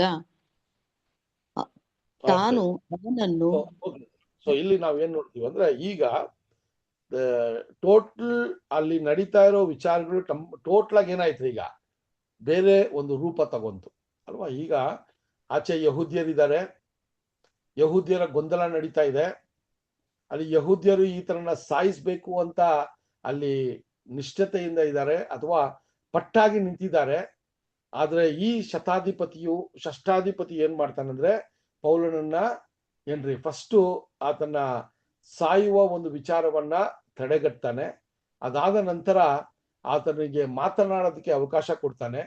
ಆ ಅವಕಾಶವನ್ನ ನೋಡಿ ಆತ ಇನ್ನೂ ಆಕ್ರೋಶಗಳು ಜಾಸ್ತಿ ಆಗಿರೋದ್ರಿಂದ ಅವನು ಆ ಒಂದು ಏನ್ರಿ ಆತನ ಒಂದು ಕೋಟೆ ಒಳಗೆ ಕರ್ಕೊಂಡು ಹೋಗಿ ಅವ್ರನ್ನ ಈಗೇನ್ ಮಾಡಿದ್ರೆ ನಮ್ಗೆ ಗೊತ್ತಿದೆ ರೋಮಾಪುರಿಯ ಅರಸರ ಒಂದು ಪ್ಯಾಲೇಸ್ ಎಲ್ಲ ಹೆಂಗಿರ್ತದೆ ಅಲ್ವಾ. ಅವ್ರು ಇರುವಂತ ಜಾಗಗಳೆಲ್ಲ ಹೆಂಗಿರ್ತದೆ ಅಂದ್ರೆ ತುಂಬಾ ಸ್ಟ್ರಾಂಗ್ ಆಗಿರ್ತದೆ. ಅವ್ರದೇ ಆದಂತ ಒಂದು ಆರ್ಕಿಟೆಕ್ಚರ್ ಇದೆ ಅಲ್ವಾ. ಅವರು ಮನೆ ಕಟ್ಟುವ ವಿಚಾರಗಳು, ಅವರು ಕಟ್ಟುವಂತ ಕಟ್ಟಡಗಳು ಇದೆಲ್ಲ ತುಂಬಾನೇ ಡಿಫ್ರೆಂಟ್ ಆಗಿರ್ತದೆ. ಸೊ ಆ ರೀತಿಯ ಒಂದು ಕೊಠಡಿಯಲ್ಲಿ ಈತನನ್ನ ಕರ್ಕೊಂಡೋಗಿ ಬಂಧಿಸಿ ಕೈ ಕಟ್ಟಿ ಒಡೆಯುವಂತ ಪ್ರಯತ್ನ ಮಾಡುವಾಗ ಇಷ್ಟು ವಿಷಯಗಳು ನಡೀತದೆ. ಆವಾಗ ಯಾವಾಗ ಈತನು ರೋಮಾಪುರಿಯ ಒಂದು ನಿವಾಸಿ ಅಂತ ಹೇಳುವಾಗ ಆ ಷಷ್ಠಾಧಿಪತಿಯು ಒಂದು ವಿಚಾರವನ್ನ ಹೇಳ್ತಾರೆ. ಏನಂತ ಹೇಳ್ತಾರೆ ಅಂದ್ರೆ, ನಾನು ಈ ರೋಮಾಪುರಿಯ ನಿವಾಸಿ ಅಥವಾ ಸಿಟಿಸನ್ ಆಗೋದಕ್ಕೆ ತುಂಬಾನೇ ಹಣ ಕೊಟ್ಟು ಇದನ್ನ ಪಡ್ಕೊಂಡಿದ್ದೀನಿ ನಾನು ಅಂತ ಹೇಳ್ತಾರೆ. ಸೊ ಇದರಲ್ಲಿ ಏನ್ ನಮಗೆ ಅರ್ಥ ಆಗತ್ತೆ ಅಂದ್ರೆ, ಈ ಷಷ್ಠಾಧಿಪತಿಯು ಕೂಡ ರೋಮಾಪುರಿಯ ಒಂದು ಏನ್ರಿ ಅಡಿಯಲ್ಲಿ ಬಂದಿರುವಂತ ವ್ಯಕ್ತಿ ಅಲ್ಲ. ಈತನು ಯಾವ ಒಂದು ವರ್ಗಕ್ಕೆ ಸೇರಿದವನು ಅಂತ ಗೊತ್ತಿಲ್ಲ. ಒಂದು ವೇಳೆ ಯಹೂದ್ಯನಾಗಿದ್ನ ಅಥವಾ ಒಂದು ವೇಳೆ ಬೇರೆ ಜಾತಿಯವನಾಗಿದ್ನ. ಆದರೆ ಈ ಒಂದು ರೋಮಾಪುರಿಯ ಒಂದು ಅರಸರ ಕೈಯಡಿಯಲ್ಲಿ ಷಷ್ಠಾಧಿಪತಿಯಾಗಿ ಈತನು ದುಡ್ಡು ಕೊಟ್ಟು ಆ ಷಷ್ಠಾಧಿಪತಿಯ ಒಂದು ಒಂದು ಉದ್ಯೋಗವನ್ನ ತಗೊಂಡು ಅವನು ಆ ರಾಜಭಾರವನ್ನ ಮಾಡ್ತಾ ಇದ್ದ ಅನ್ನೋದನ್ನು ನಮಗೆ ಸ್ಪಷ್ಟ ಆಗ್ತಾ ಇದೆ ಅಲ್ವಾ. ಸೊ ಇವನು ಬಂದು ಹುಟ್ಟಿದಾಗಲೇ ಇವನು ಒಂದು ರೋಮಾಪುರಿಯ ನಿವಾಸಿಯ ಒಂದು ಹೊಟ್ಟೆಯಲ್ಲಿ ಹುಟ್ಟಿಲ್ಲ, ಅಥವಾ ರೋಮಾಪುರಿಯ ತಂದೆ ತಾಯಿಗೆ ಈ ಷಷ್ಠಾಧಿಪತಿ ಹುಟ್ಟಿಲ್ಲ. ಸೊ ಇದಕ್ಕೊಂದು ಎಕ್ಸಾಂಪಲ್ ಏನಂತ ನಾವು ನೋಡ್ಬೋದಂದ್ರೆ, ಈಗಿರೋ ಒಂದು ಪರಿಸ್ಥಿತಿಯಲ್ಲಿ ನೀವು ಭಾರತ ದೇಶದಲ್ಲಿದ್ದು ನೀವು ಒಂದು ವೇಳೆ ಅಮೆರಿಕಾಗೋ ಅಥವಾ ಆಸ್ಟ್ರೇಲಿಯಾಗೋ ಹೋಗ್ಬೇಕಾದ್ರೆ ನಿಮಗೆ ಆ ಒಂದು ಗವರ್ಮೆಂಟ್ ಏನ್ ಮಾಡ್ತಾರೆ ಅಂದ್ರೆ, ಒಂದು ನಿಯಮಗಳಿರ್ತದೆ, ಒಂದಷ್ಟು ಕಾನೂನು ಇರ್ತದೆ. ಆ ಕಾನೂನಿನ ಪ್ರಕಾರ ನೀವು ಎಲ್ಲಾ ಅರ್ಹತೆ ನೀವು ಹೊಂದಿದ್ರೆ ಅಲ್ಲಿ ಆ ಒಂದು ದೇಶದಲ್ಲಿ ನಿಮಗೆ ನಿವಾಸಿ ಆಗೋದಕ್ಕೆ, ಸಿಟಿಸನ್ ಆಗೋದಕ್ಕೆ ಒಂದು ಅವಕಾಶವನ್ನ ಮಾಡಿಕೊಡ್ತಾರೆ. ಅದಕ್ಕೆ ಬೇಕಾಗಿರುವಂತ ಹಣವನ್ನ ನಾವು ಕೊಡಬೇಕು, ಅದಕ್ಕೆ ಆದಂತ ದಾಖಲಾತಿಗಳನ್ನ ಕೊಡಬೇಕು, ನಾನು ಅಲ್ಲೇ ಇನ್ಮೇಲೆ ಇರ್ತೀನಿ ಅಂತ ಡಿಕ್ಲೇರ್ ಮಾಡಬೇಕು, ಆವಾಗ ಪರ್ಮನೆಂಟ್ ಸಿಟಿಸನ್ಶಿಪ್ ಕೊಡ್ತಾರೆ. ಇದು ಈಗಿರುವಂತ ಪರಿಸ್ಥಿತಿಯಲ್ಲಿ ನಾವು ನೋಡುವಾಗ ಇದೇ ರೀತಿ ಅಲ್ಲೂ ಕೂಡ ಒಂದು ವ್ಯಕ್ತಿ ರೋಮಾಪುರಿಯ ಒಂದು ಏನ್ರಿ ರೋಮರ ಅಥವಾ ರೋಮಾಪುರಿಯ ಒಂದು ತಂದೆ ತಾಯಿಯೋ ಅಥವಾ ಜನ್ಮ ಕೊಡದೇ ಇದ್ರೆ ಕೂಡ ಅವರು ರೋಮಾಪುರಿಯ ಸಿಟಿಸನ್ ಆಗ್ಬೋದು. ಹೆಂಗೆ ಅಂದ್ರೆ ಅವರು ಒಂದಷ್ಟು ಹಣವನ್ನ ಕೊಟ್ಟು ಅವರು ಹೇಳಿದಂತ ನಿಯಮಗಳಿಗೆ ಅವರು ಒಪ್ಕೊಂಡು ಹಣವನ್ನ ಕೊಟ್ರೆ ಅವ್ರೇನಾಗ್ಬೋದ್ರಿ, ರೋಮಾಪುರಿಯ ನಿವಾಸಿ ಆಗ್ಬೋದು. ಸೊ ಅದನ್ನೇ ಅಲ್ಲಿ ಷಷ್ಠಾಧಿಪತಿ ಹೇಳ್ತಾನೆ. ಆದ್ರೆ ಪೌಲನು ಹೇಳ್ತಾನೆ, ನಾನು ಹುಟ್ಟಿದ್ದೇ ರೋಮಾಪುರಿಯ ಒಂದು ಮನೆಯಲ್ಲಿ ಅಂತ ಹೇಳ್ತಾರೆ. ಸೊ ಅಲ್ಲಿ ರೋಮಾಪುರಿಯ ತಂದೆ ಆ ಒಂದು ರೋಮಾಪುರಿಯ ಒಂದು ಅರಸರ ಒಂದು ಹಿನ್ನೆಲೆ ಇದ್ದಿರ್ಬೇಕು. ಅದರಿಂದನೇ ಅವ್ರ ತಂದೆ ರೋಮನ್ ಸಿಟಿಸನ್ ಆಗಿರೋದ್ರಿಂದ ಪೌಲನು ಹುಟ್ಟುವಾಗ್ಲೇ ಆ ಒಂದು ಅರ್ಹತೆಯನ್ನ ಪಡ್ಕೊಂಡ್ರು ಅಂತ ಹೇಳ್ತಾರೆ. ಅದಕ್ಕೆ ನೀವು ಇಂಗ್ಲಿಷ್ ಅಲ್ಲಿ ನೋಡ್ಬೇಕಾದ್ರೆ ಐ ವಾಸ್ ಫ್ರೀ ಬಾರ್ನ್ ಅಂತ ಹೇಳ್ತಾರೆ. ಇಂಗ್ಲಿಷ್ ಅಲ್ಲಿ ಹೇಳ್ಬೇಕಾದ್ರೆ ಐ ವಾಸ್ ಫ್ರೀಲಿ ಬಾರ್ನ್ ಅಂತ ಹೇಳ್ಬೇಕಾದ್ರೆ ನಾನು ಹುಟ್ಟುವಾಗಲೇ ರೋಮಾಪುರಿಯ ಒಂದು ನಿವಾಸಿಯಾಗಿ ಹುಟ್ಟಿದ್ದೀನಿ ಅಂತ ಹೇಳ್ತಾರೆ ಸಹೋದರರೇ. ಸೊ ಆವಾಗ ಇದನ್ನ ಕೇಳಿದ ತಕ್ಷಣ ಅಲ್ಲಿರುವಂತ ಷಷ್ಠಾಧಿಪತಿನೂ ಶತಾಧಿಪತಿಗಳು ಕೂಡ ಒಡೆಯೋದಕ್ಕೆ ತಯಾರಾಗಿರೋರು ಏನ್ ಮಾಡಿದ್ರು ಅಂದ್ರೆ, ಭಯ ಬಿದ್ದು ಅವ್ರೇನ್ ಮಾಡ್ತಾರ್ರಿ, ಅವರನ್ನ ಬಂಧಿಸಿರುವ ಆ ಒಂದು ಚೈನು, ಅಲ್ಲಿರುವಂತ ಎಲ್ಲಾ ವಿಷಯಗಳನ್ನ ಅವ್ರನ್ನ ಬಂಧಿಸಿದ್ರಲ್ಲ, ಅದನ್ನೆಲ್ಲ ಬಿಚ್ಚಿಬಿಟ್ಟು ಅವ್ರೇನ್ ಮಾಡ್ತಾರ್ರಿ, ತುಂಬಾ ನೆಕ್ಸ್ಟ್ ಆಕ್ಷನ್ ಕೇರ್ಫುಲ್ ಆಗಿ ತಗೋತಾರೆ ಸಹೋದರರೇ. ನೆಕ್ಸ್ಟ್ ಆಕ್ಷನ್ ನ ಕೇರ್ಫುಲ್ ಆಗಿ ತಗೋತಾರೆ. ಸೊ ನೆಕ್ಸ್ಟ್ ಆಕ್ಷನ್ ನ ಕೇರ್ಫುಲ್ ಆಗಿ ಏನ್ ತಗೋತಾರೆ ಅಂತ ನೋಡ್ಬೇಕಾದ್ರೆ ಸಹೋದರರೇ, ಈಗ ಆ ಷಷ್ಠಾಧಿಪತಿಗೆ ಒಂದು ಆಲೋಚನೆ ಬರ್ತದೆ. ಏನಂತ ನೋಡ್ಬೇಕಾದ್ರೆ, ಈಗ ಪೌಲನು ಯಹೂದ್ಯರ ಜೊತೆ ಮಾತನಾಡುವಾಗ ಹೆಬ್ರೇ ಭಾಷೆಯಲ್ಲಿ ಮಾತನಾಡಿ ಅವ್ರನ್ನ ಕನ್ವಿನ್ಸ್ ಮಾಡಕ್ಕೆ ಹೋದಾಗ ಅದು ಏನಾಗಿಲ್ಲ, ಜನಸಮೂಹ ಜಾಸ್ತಿ ಇದ್ದಿರೋದ್ರಿಂದ ಅಲ್ಲಿ ಗೊಂದಲಗಳು ಉಂಟಾಗಿ ಈತನ ಮೇಲೆ ಆಕ್ರೋಶ ಆಯ್ತು ಅಲ್ವಾ. ಸೊ ಈಗ ನಾವೇನ್ ಮಾಡೋಣ ಅಂದ್ರೆ, ಆ ಯಹೂದ್ಯರಲ್ಲಿ ಒಂದಷ್ಟು ಜನರನ್ನು ಮಾತ್ರ ರೋಮಾಪುರಿಯ ಆ ಶತಾಧಿಪತಿಗೆ ಗೊತ್ತಿತ್ತು, ರೋಮಾಪುರಿಯ ಯಹೂದ್ಯರ ಮಧ್ಯದಲ್ಲಿ ಪ್ರಾಮುಖ್ಯವಾದ ಜನರು ಒಂದು 70 ಮಂದಿ ಒಂದು ಕಮಿಟಿ ಇದೆ ಅಂತ ಅವ್ರಿಗೆ ಗೊತ್ತಿತ್ತು. ಸೊ ಆ 70 ಮಂದಿನ ಕರೆದು ಈ ಒಂದು ವಿಚಾರವನ್ನ ನಾವು ನಿರ್ಧಾರ ಮಾಡೋಣ ಅಂತ ಹೇಳಿ ಅಲ್ಲೇನ್ ಮಾಡ್ತಾರ್ರಿ, ಅಲ್ಲಿ ಈ ವಿಚಾರಗಳನ್ನ ನಾವು ಮತ್ತೆ ಆ ಕಡಿಮೆ ಜನ ಅಲ್ಲಿರುವಂತ 70 ಮಂದಿ ಸೆನೆಟರಿಯಲ್ಲಿ ಇದ್ದಂತ ನಾಯಕರ ಮುಂದೆ ಪೌಲನನ್ನ ಬಿಟ್ಟು ಪೌಲನು ಅವ್ರನ್ನ ಕನ್ವಿನ್ಸ್ ಮಾಡ್ಲಿ ಅನ್ನುವ ಒಂದು ಪ್ರಯತ್ನವನ್ನ ಈ ಷಷ್ಠಾಧಿಪತಿ ಮಾಡ್ತಾರೆ ಅಲ್ವಾ. ಅದನ್ನೇ ನಾವು 20ನೇ ಅಧ್ಯಾಯ 30ನೇ ವಚನದಲ್ಲಿ ನೋಡ್ಬೋದು.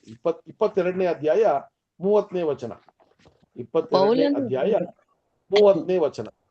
ಪೌಲನ ಮೇಲೆ ಯಹೂದ್ಯರು ಯಾವ ತಪ್ಪು ಹೊರಿಸುತ್ತಾರೆಂಬುವ ವಿಷಯದಲ್ಲಿ ನಿಜವಾದ ಸಂಗತಿಯನ್ನು ತಿಳಿಯಬೇಕೆಂದು ಅಪೇಕ್ಷಿಸಿ ಷಷ್ಠಾಧಿಪತಿಯು ಮರುದಿನ ಅವನ ಬೇಡಿಗಳನ್ನು ಬಿಚ್ಚಿ ಮಹಾಯಾಜಕರು ಹಿರಿಯ ಸಭೆಯವರೆಲ್ಲರೂ ಕೂಡಿ ಬರುವುದಕ್ಕೆ ಅಪ್ಪಣೆ ಕೊಟ್ಟು ಪೌಲನನ್ನು ಕರೆದುಕೊಂಡು ಹೋಗಿ ಅವರ ಮುಂದೆ ನಿಲ್ಲಿಸಿದನು. ಓಕೆ, ಸೊ ನೋಡ್ರಿ, ಇಷ್ಟು ಕೆಲಸ ಮಾಡ್ತಾರೆ. ಷಷ್ಠಾಧಿಪತಿ ಒಂದು ಅವಕಾಶ ಪೌಲ್ಗೆ ಕೊಟ್ರು. ಅಲ್ಲಿ ಯೆರೂಸಲೇಮಲ್ಲಿ ಇದ್ದಂತ ಒಂದು ಯಹೂದ್ಯರ ಜನ ಸಮೂಹದಲ್ಲಿ ಆ ಸಾಕ್ಷಿಯನ್ನ ಯಹೂದ್ಯರು ಪೌಲ್ ಕೊಟ್ರು. ಆದರೆ ಕೂಡ ಅಲ್ಲಿ ಇವರಿಗೆ ವಿರುದ್ಧವಾಗಿರುವಂತ ನಾಯಕರುಗಳು ಅಲ್ಲಿ ಆ ಒಂದು ಗೊಂದಲದ ಪರಿಸ್ಥಿತಿಯನ್ನ ಉಂಟು ಮಾಡಿ ಅಲ್ಲಿ ಪೌಲನನ್ನ ಅವನು ಈ ಭೂಮಿಯಲ್ಲಿ ಇರೋದಕ್ಕೆ ಅರ್ಹನಲ್ಲ ಅಂತ ಹೇಳಿ ಅಲ್ಲಿ ಒಂದು ವಿಚಾರಗಳನ್ನ ಮಾಡುವಾಗ ಅಲ್ಲಿ ಆ ಷಷ್ಠಾಧಿಪತಿಯು ಆತನನ್ನ ಕಾಪಾಡಿ ಮತ್ತೆ ಅವನು ರೋಮಾಪುರಿಯ ನಿವಾಸಿ ಅಂತ ಗೊತ್ತಾಗಿದ ತಕ್ಷಣ ಇನ್ನೊಂದು ಅವಕಾಶ ಕೂಡ ಈತನಿಗೆ ಕೊಡೋಣ.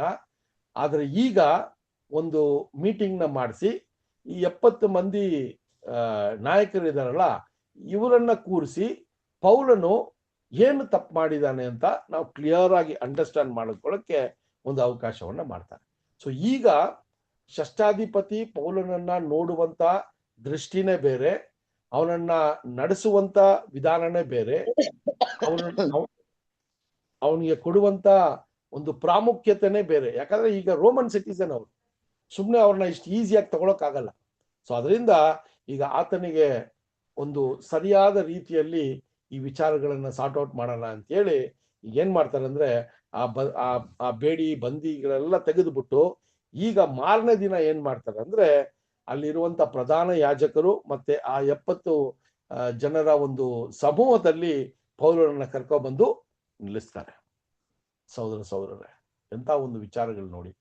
ಪೌಲನು, ನಾವು ಇಷ್ಟು ಈಸಿಯಾಗಿ ಈ ವಿಚಾರಗಳನ್ನ ಹಿಸ್ಟ್ರಿಯಲ್ಲಿ ನೋಡ್ಕೊಂಡು ಹೋಗ್ತೀವಿ, ಆದರೆ ಪೌಲನ ಜೀವಿತದಲ್ಲಿ ಅವರಿಗೆ ಮನಸ್ಥಿತಿ ಯಾವ ರೀತಿ ಇದ್ದಿರ್ಬೇಕು ಅಂತ ನೋಡಿ. ಮರಣದ ಒಂದು ವಿಚಾರ, ಒಡೆತದ ಒಂದು ವಿಚಾರ, ಇದೆಲ್ಲ ಕೂಡ ಅದು ಆಯ್ತು ಅಂತ ಹೇಳಿದಾಗ ದೇವರು ಯಾವ ರೀತಿ ಅವ್ರನ್ನ ನಡೆಸ್ಕೊ ಬಂದ್ರು ಅಂತ ಕೂಡ ನಾವು ನೋಡ್ಬೋದು. ಎಷ್ಟೋ ಕಡೆ ಒಡೆತ ತಿಂದಿದ್ದಾರೆ, ಎಷ್ಟೋ ಕಡೆ ಸಾಯುವಂಗೆ ಹೊಡೆದಿದ್ದಾರೆ, ಎಷ್ಟೋ ಕಡೆ ಸಾಯೋದನ್ನ ತಪ್ಪಿಸಿದ್ದಾರೆ, ಎಷ್ಟೋ ಕಡೆ ಪೌಲನು ತಯಾರಾಗಿದ್ರು ಕೂಡ ಸ್ವಾಮಿ ಆತನನ್ನ ಕಾಪಾಡ್ಕೊ ಬಂದ್ರು. ಯಾಕಂದ್ರೆ ಅವರ ಮೂಲಕ ಇನ್ನೂ ಅನೇಕ ಸುವಾರ್ತೆಯ ವಿಚಾರಗಳು ನಡಿಬೇಕು ಅಂತ ಹೇಳಿ ಅವ್ರನ್ನ ಕಾಪಾಡ್ಕೊ ಬಂದ್ರು. ಇದೇ ಪೌಲನ ಅನುಭವ. ಸಹೋದರರೇ, ಇದೆಲ್ಲ ನಾವು ಓದುವಾಗ ಆದಿಸಭೆಯಲ್ಲಿ ಎಲ್ಲಾ ಅಪೋಸ್ಲರು ಕೂಡ ಈ ರೀತಿಯ ಅನುಭವಗಳನ್ನ ಪಟ್ಟಿರ್ಬೇಕು. ಯಾಕಂದ್ರೆ ನಮಗೆ ಅದರ ಒಂದು ಬರವಣಿಗೆ ಇಲ್ಲ, ಅದರ ಒಂದು ಮಾಹಿತಿ ಇಲ್ಲ. ಆದ್ರೆ ಕೂಡ ದೇವರು ಯಾವಾಗ ಈ 12 ಮಂದಿ ಅಪೋಸ್ಲರನ್ನ ಅವರು ಬಂದು ಸೆಲೆಕ್ಟ್ ಮಾಡ್ಬಿಟ್ರೋ, ಅವರಿಗೆ ಆ ಒಂದು ಸುವಾರ್ತೆಯನ್ನ ಸಾರುವ ಒಂದು ಕೆಲಸವನ್ನ ನಾನಾ ರೀತಿಯಲ್ಲಿ ಮಾಡ್ಕೊ ಬಂದಿರ್ಬೇಕು. ಅದರಲ್ಲಿ ಹೈಲೈಟ್ ಆಗಿ ನಾವು ನೋಡ್ತಾ ಇರೋದು ವಿಶೇಷವಾಗಿ ಪೌಲ್ ಮತ್ತೆ ಪೇತ್ರನ ವಿಚಾರವಾಗಿ ನಾವು ನೋಡ್ಕೊ ಬರ್ತೀವಿ ಅಷ್ಟೇ. ಸೊ ಅದರಲ್ಲೂ ಕೂಡ ಪೌಲನ ಒಂದು ಜೀವನವನ್ನ ನೋಡುವಾಗ ಸಹೋದರರೇ, ಒಂದು ಸಾಕ್ಷಿಯಾದ ಬದುಕು ನಾವು ಮಾಡಬೇಕು ಅಂತ ಹೇಳಬೇಕಾದ್ರೆ ಈ ರೀತಿಯ ಅನುಭವಗಳಲ್ಲಿ ದೇವರು ನಮ್ಮನ್ನ ಕರ್ಕೊಂಡವರಾಗಿದ್ದಾರೆ. ಸೊ ಸತ್ಯವನ್ನ ದೇವರ ಬೆಳಕನ್ನ ಕೊಟ್ಟಿದ್ದೀನಿ, ನಿಮಗೆ ಈ ಸತ್ಯದ ಮಾರ್ಗವನ್ನ ತೋರಿಸಿದ್ದೀನಿ. ಸೊ ನೀವು ಸರಿಯಾಗಿ ನಿಮ್ಮ ಜೀವನದಲ್ಲಿ ನೀವು ಮಾಡುವಂತ ಕೆಲಸಗಳನ್ನ ಮಾಡಿಕೊಂಡು ಅಲ್ವಾ ಈ ಸತ್ಯವನ್ನ ಅರ್ಥ ಮಾಡ್ಕೊಂಡಿದ್ದೀನಿ. ನಾನು ಸಮರ್ಪಣೆಯ ಜೀವನದಲ್ಲಿ ಯಾವ ರಿಸ್ಕು ತಗೊಳ್ದೆ, ದೇವರ ಸುವಾರ್ತೆಯ ವಿಚಾರಗಳ ಮೇಲೆ ಕೂಡ ಗಮನ ಇಲ್ಲದೆ, ನಾನು ನನ್ನ ಜೀವನ, ನನ್ನ ಕುಟುಂಬ ಹಿಂಗೇ ನೋಡ್ಕೊಂಡು ಹೋದ್ರೆ ದೇವರು ನಮ್ಮನ್ನ ಎಷ್ಟು ಉಪಯೋಗಿಸ್ಕೋತಾರೆ ಅಂತ ಯೋಚನೆ ಮಾಡ್ಬೇಕು. ಪೌಲನು ಹಿಂಗೆ ಮಾಡ್ಬೋದಾಗಿತ್ತಲ್ವಾ ಸಹೋದರರೇ? ಒಂದು ಪ್ರಶ್ನೆ. ಒಂದು ಒಳ್ಳೆಯ ಸ್ಥಾನಮಾನವನ್ನ ಪಡೆದಿರುವ ಪೌಲು ಒಳ್ಳೆಯ ಆರಾಮ್ ಜೀವನ ಮಾಡ್ಬೋದಾಗಿತ್ತು. ನಾನು ದೇವರ ಯೇಸು ಸ್ವಾಮಿನ ಸ್ವೀಕಾರ ಮಾಡಿಕೊಂಡೆ, ಸ್ವಾಮಿ ನನಗೆ ರಕ್ಷಣೆಯ ಮಾರ್ಗವನ್ನ ತೋರಿಸಿದ್ದಾರೆ, ಆ ರಕ್ಷಣೆಯ ಮಾರ್ಗವನ್ನ ನಾನು ಹೊಂದ್ಕೊಂಡ್ರೆ ಸಾಕು ಅಂತ ಹೇಳಿ ಅವರ ಜೀವನವನ್ನ ಸಾಗ್ಬೋದಾಗಿತ್ತು. ಆದರೆ ಅವರ ಒಂದು ಜೀವನದಲ್ಲಿ ಯಾವ ರೀತಿ ಸ್ವಾಮಿಗೋಸ್ಕರ ಆತನ ಜೀವವನ್ನ ತ್ಯಾಗ ಮಾಡಬೇಕು ಅಂತ ಆ ಮನಸ್ಸು ಬಂತಲ್ಲ, ಅದೇ ದೇವರು ನೋಡುವಾಗ ಸಹೋದರರೇ, ಅದನ್ನ ದೇವರು ನೋಡುವಾಗ ಯಾವ ರೀತಿ ಆ ವಿಚಾರಗಳು ದೇವರ ದೃಷ್ಟಿಯಲ್ಲಿ ಇದೆ ಅಂತ ಕೂಡ ನಾವು ನೋಡುವಂಥವ್ರಾಗಿದ್ದೀವಿ. ಅದರಿಂದ ನಮ್ಮ ಜೀವನದಲ್ಲೂ ಕೂಡ ಈ ಕರೆಯನ್ನ ಹೊಂದಿದ್ದೀವಿ, ದೇವರ ದಯೆಯನ್ನ ಪಡೆದಿದ್ದೀವಿ. ಪೌಲನ ತರ ದೀಕ್ಷಾಸ್ಥಾನದ ನಂತರ ಅನೇಕ ಗೂಢಾಚಾರದ ವಿಚಾರಗಳು ನಮಗೆ ತಿಳಿದಿದೆ. ಆದರೆ ನಮ್ಮ ಜೀವನವನ್ನ ಯಾವ ರೀತಿ ನಾವು ಬದಲಾವಣೆ ಮಾಡಿಕೊಂಡಿದ್ದೀವಿ, ಯಾವ ರೀತಿ ಸಂಪೂರ್ಣವಾದ ಒಂದು ಸಮರ್ಪಣೆಯನ್ನ ದೇವರಿಗೋಸ್ಕರ, ಸ್ವಾಮಿಗೋಸ್ಕರ ಮಾಡಿ ಈ ಸುವಾರ್ತೆ ಯುಗದಲ್ಲಿ ನಮ್ಮ ಒಂದು ಹಕ್ಕನ್ನ, ನಮ್ಮ ಒಂದು ಪಾಲನ್ನ ದೇವರಿಗೋಸ್ಕರ ನಾವು ಮಾಡ್ತಾ ಇದೀವಿ ಅನ್ನುವಂಥ ಪ್ರಶ್ನೆಯನ್ನು ಕೂಡ ಈ ದಿನದಲ್ಲಿ ನಾವೇನ್ ಮಾಡೋಣ್ರಿ, ನಾವು ನಮ್ಮ ನಮ್ಮ ವೈಯಕ್ತಿಕ ಜೀವನದಲ್ಲಿ ಇದನ್ನ ನಾವು ಏನ್ ಮಾಡ್ಬೇಕ್ರಿ, ಯೋಚನೆ ಮಾಡ್ಬೇಕು. ಅದರಿಂದ ಸಹೋದರ ಸಹೋದರರೇ, ಇಲ್ಲಿ ನಾವು ಈ ಪಾಠವನ್ನ ನಿಲ್ಸೋಣ. ಅಪೊಸ್ತಲರ ಕಾರ್ಯಗಳು 22ನೇ ಅಧ್ಯಾಯ 17ನೇ ವಚನದಿಂದ 30 ವಚನ ತನಕ ಇವತ್ತು ನೋಡಿದ್ವಿ. ತುಂಬಾ ಒಂದು ಮುಖ್ಯವಾದ ಒಂದು ಹಂತದ ವಿಷಯ. ಪೌಲನ ಒಂದು ಮನಸ್ಥಿತಿ, ಆತನಲ್ಲಿದ್ದ ಒಂದು ಛಲ, ಆತನಲ್ಲಿದ್ದ ಒಂದು ಧೈರ್ಯ, ಆತನಿಂದ ಒಂದು ಏನ್ರಿ ಹಂಬಲ್ನೆಸ್ಸು, ಇದೆಲ್ಲ ಕೂಡ ನಾವು ಹಂಗೇ ಸತತವಾಗಿ ಈ ಪಾಠದಲ್ಲಿ ನೋಡ್ಕೊಬರ್ಬೇಕು. ದೇವರ ಚಿತ್ತ ಇದ್ರೆ ಬರುವಂತ ವಾರದಲ್ಲಿ ಪೌಲನು ಈ ಮಹಾ ಸಮೂಹದ ಒಂದು ನಾಯಕರ ಮುಂದೆ ಏನಂತ ಮಾತಾಡ್ತಾರೆ ಅನ್ನೋದನ್ನ, ಆ ಒಂದು ಘಟನೆಯನ್ನ ನೋಡೋದಕ್ಕೆ ದೇವರು ಕೃಪೆ ಮಾಡ್ಲಿ ಅಂತೇಳಿ ಈ ಪಾಠವನ್ನ ನಾನಿಲ್ಲಿ ಮುಗಿಸ್ತೀನಿ. ಮತ್ತೆ ನೀವು ಈ ವಿಚಾರಗಳನ್ನ ಮೆಲುಕಾಕಿ ನಿಜವಾಗ್ಲೂ ಇನ್ನೊಂದಷ್ಟು ವಿಷಯಗಳು ನೀವು ಅರ್ಥ ಮಾಡ್ಕೊಳ್ಳೋದಕ್ಕೆ ಪ್ರಯತ್ನ ಮಾಡಿದಾಗ ದೇವರು ಅದಕ್ಕೆ ಆದಂತ ಆತ್ಮವನ್ನ ಕೊಟ್ಟು ನಿಮ್ಮನ್ನು ನಡೆಸ್ತಾರೆ. ಅದರಿಂದ ಈ ಒಂದು ದಿನದಲ್ಲೂ ಕೂಡ ದೇವರು ಈ ವಾಕ್ಯಗಳನ್ನ ಕೊಟ್ಟು ನಮ್ಮ ಮನೋನೇತ್ರಗಳನ್ನ ತೆರೆದು ಆ ಸಾಕ್ಷಿಯ ಜೀವನವನ್ನ ಮಾಡೋದಕ್ಕೆ ದೇವರು ಕೃಪೆ ಮಾಡಲಿ ಅಂತ ಹೇಳಿ ಈ ಪಾಠವನ್ನ ಮುಗಿಸ್ತೀನಿ. ನಮ್ಮ ಮಧ್ಯದಲ್ಲಿರುವ ಸಹೋದರ ಮೋಹನ್ ರಾಜ್ ಬ್ರದರ್ ಪ್ರಾರ್ಥನೆಯ ಮುಖಾಂತರ ಈ ಕೂಟವನ್ನ ಮುಕ್ತಾಯಗೊಳ್ಳೋದಕ್ಕೆ ಕೇಳಿಸ್ಕೊಳ್ತೀನಿ. Thank you.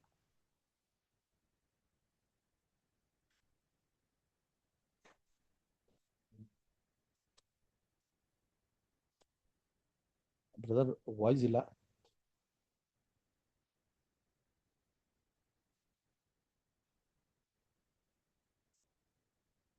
Mohan Raj brother mute ಆಗಿಲ್ಲ, ಬಟ್ ವಾಯ್ಸ್ ಇಲ್ಲ. ಕನೆಕ್ಟ್ ಆಗಿದ್ದೀರಾ?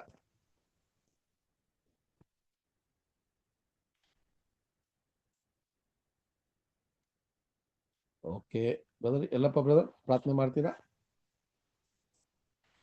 ಮಾಡ್ತೇನ್ರಿ. ಮಾಡಿ. ಓಕೆ ಬ್ರದರ್, ಪ್ರಾರ್ಥನೆ ಮಾಡಿಕೊಳ್ಳೋಣ. ಪ್ರೀತಿಯ ಸ್ವರೂಪನಾದ ತಂದೆಯಾದ ದೇವರೇ, ನಿಮ್ಮ ಪರಿಶುದ್ಧ ನಾಮಕ್ಕೆ ಮಹಿಮೆ ಉಂಟಾಗಲಪ್ಪ. ತಂದೆಯಾದ ದೇವರೇ, ಇದುವರೆಗೆ ನಮ್ಮನ್ನು ಕಾಯ್ದು ಕಾಪಾಡಿರುವಂಥ ಜೀವಿತರ ಸಂಖ್ಯೆಲಿಟ್ಟು ಇದುವರೆಗೆ ನಿನ್ನ ಸತ್ಯವಾಕ್ಯವನ್ನು ಕೇಳುವ ಹಾಗೆ ತಂದೆ ಸಹಾಯ ಮಾಡೋದಕ್ಕಾಗಿ ಧನ್ಯವಾದ ತಂದೆ. ನಾವು ವಾಕ್ಯವನ್ನು ಕೇಳಿದಪ್ಪ ತಂದೆ, ಆ ವಾಕ್ಯದ ಪ್ರಕಾರ ನಡೆದು ನಮ್ಮ ಜೀವನ ನಮ್ಮ ಓಟ ನಾವು ಓಡಿ ಮುಗಿಸುವ ಹಾಗೆ ತಂದೆ ನಮ್ಮೆಲ್ಲರಿಗೆ ಕೃಪೆ ಕೊಟ್ಟು ನಡೆಸು ತಂದೆ. ಇವತ್ತಿನ ನಿನ್ನ ವಾಕ್ಯವನ್ನು ತಿಳಿಸಿರುವಂಥ ಸಹೋದರಿಗೋಸ್ಕರ ತಂದೆ ಬಿಡ್ಕೊಂತೀನಿ ತಂದೆ. ಅವರಿಗೆ ಮಹಾ ಕೃಪೆಯಿಂದ ತಂದೆ ಇದುವರೆಗೆ ನಿಮ್ಮ ಸತ್ಯದಲ್ಲಿ ನಡೆಸಿ ಇದುವರೆಗೆ ನಿಮ್ಮ ವಾಕ್ಯವನ್ನು ತಿಳಿಸುವ ಹಾಗೆ ಅವ್ರಿಗೆ ಕೃಪೆ ಕೊಟ್ಟು ನಡೆಸಿದ್ದಕ್ಕಾಗಿ ಸಹ ಧನ್ಯವಾದ ತಂದೆ. ಇನ್ನು ಮುಂದೆ ನಿಮ್ಮ ಚಿತ್ತಂತೆ ಅವರು ಇನ್ನೂ ಚಿತ್ತ ಇದ್ದರೆ ತಂದೆ, ಅನೇಕರಿಗೆ ನಿಮ್ಮ ವಾಕ್ಯವನ್ನು ತಿಳಿಸೋ ಹಾಗೆ ತಂದೆ ಸಹಾಯ ಮಾಡು ತಂದೆ. ಇಲ್ಲಿ ಕೂಡಿ ಬಂದಿರುವಂಥ ಪ್ರತಿಯೊಂದು ಸಹೋದರಿಗೋಸ್ಕರ ಸಹ ಬಿಡ್ಕೊಂತೀನಿ ತಂದೆ. ಆ ವಾಕ್ಯವನ್ನು ಎಲ್ಲರೂ ಕೇಳಿ ತಂದೆ, ಆ ವಾಕ್ಯದ ಪ್ರಕಾರ ನಾವೆಲ್ಲರೂ ತಂದೆ ನಿಮ್ಮ ಚಿತ್ತಕ್ಕನುಸಾರವಾಗಿ ನಾವು ನಮ್ಮ ಓಟ ಓಡಿ ಮುಗಿಸೋ ಹಾಗೆ ತಂದೆ ನಮ್ಮೆಲ್ಲರಿಗೂ ಸಹಾಯ ಮಾಡು ತಂದೆ. ಈ ವಾರ ಇನ್ನು ಯಾವ ಸಹೋದರ ಬಂದಿಲ್ಲ ತಂದೆ, ಮುಂದಿನ ವಾರ ಅವರು ಸಹ ತಂದೆ ಬಂದು ನಿನ್ನ ವಾಕ್ಯವನ್ನು ಕೇಳುವ ಹಾಗೆ ತಂದೆ ಸಹಾಯ ಮಾಡು ತಂದೆ. ಇನ್ನು ಯಾವ ಸಹೋದರ ಅಸ್ವಸ್ಥರಾಗಿದ್ದಾರೆ ತಂದೆ, ಅವ್ರಿಗೋಸ್ಕರ ಸಹ ಬೇಡ್ಕೊಂತೀನಿ ತಂದೆ. ನಿಮ್ಮ ಚಿತ್ತಕ್ಕನುಸಾರವಾಗಿ ಅವರು ಗುಣ ಹೊಂದಿ ಮುಂದಿನ ದಿನಗಳಲ್ಲಿ ನಿಮ್ಮ ವಾಕ್ಯವನ್ನು ಕೇಳುವ ಹಾಗೆ ತಂದೆ ಅವ್ರಿಗೂ ಸಹ ತಂದೆ ಸಹಾಯ ಮಾಡು ತಂದೆ. ಆದ ದೇವರೇ, ಆದಿಯಿಂದ ಅಂತ್ಯದವರೆಗೂ ಈ ಪ್ರಸನ್ನತೆ ಈ ಕೂಟದಲ್ಲಿದ್ದು ನಡೆಸಿಕೊಟ್ಟಿದ್ದಕ್ಕಾಗಿ ಸಹ ಧನ್ಯವಾದ ತಂದೆ.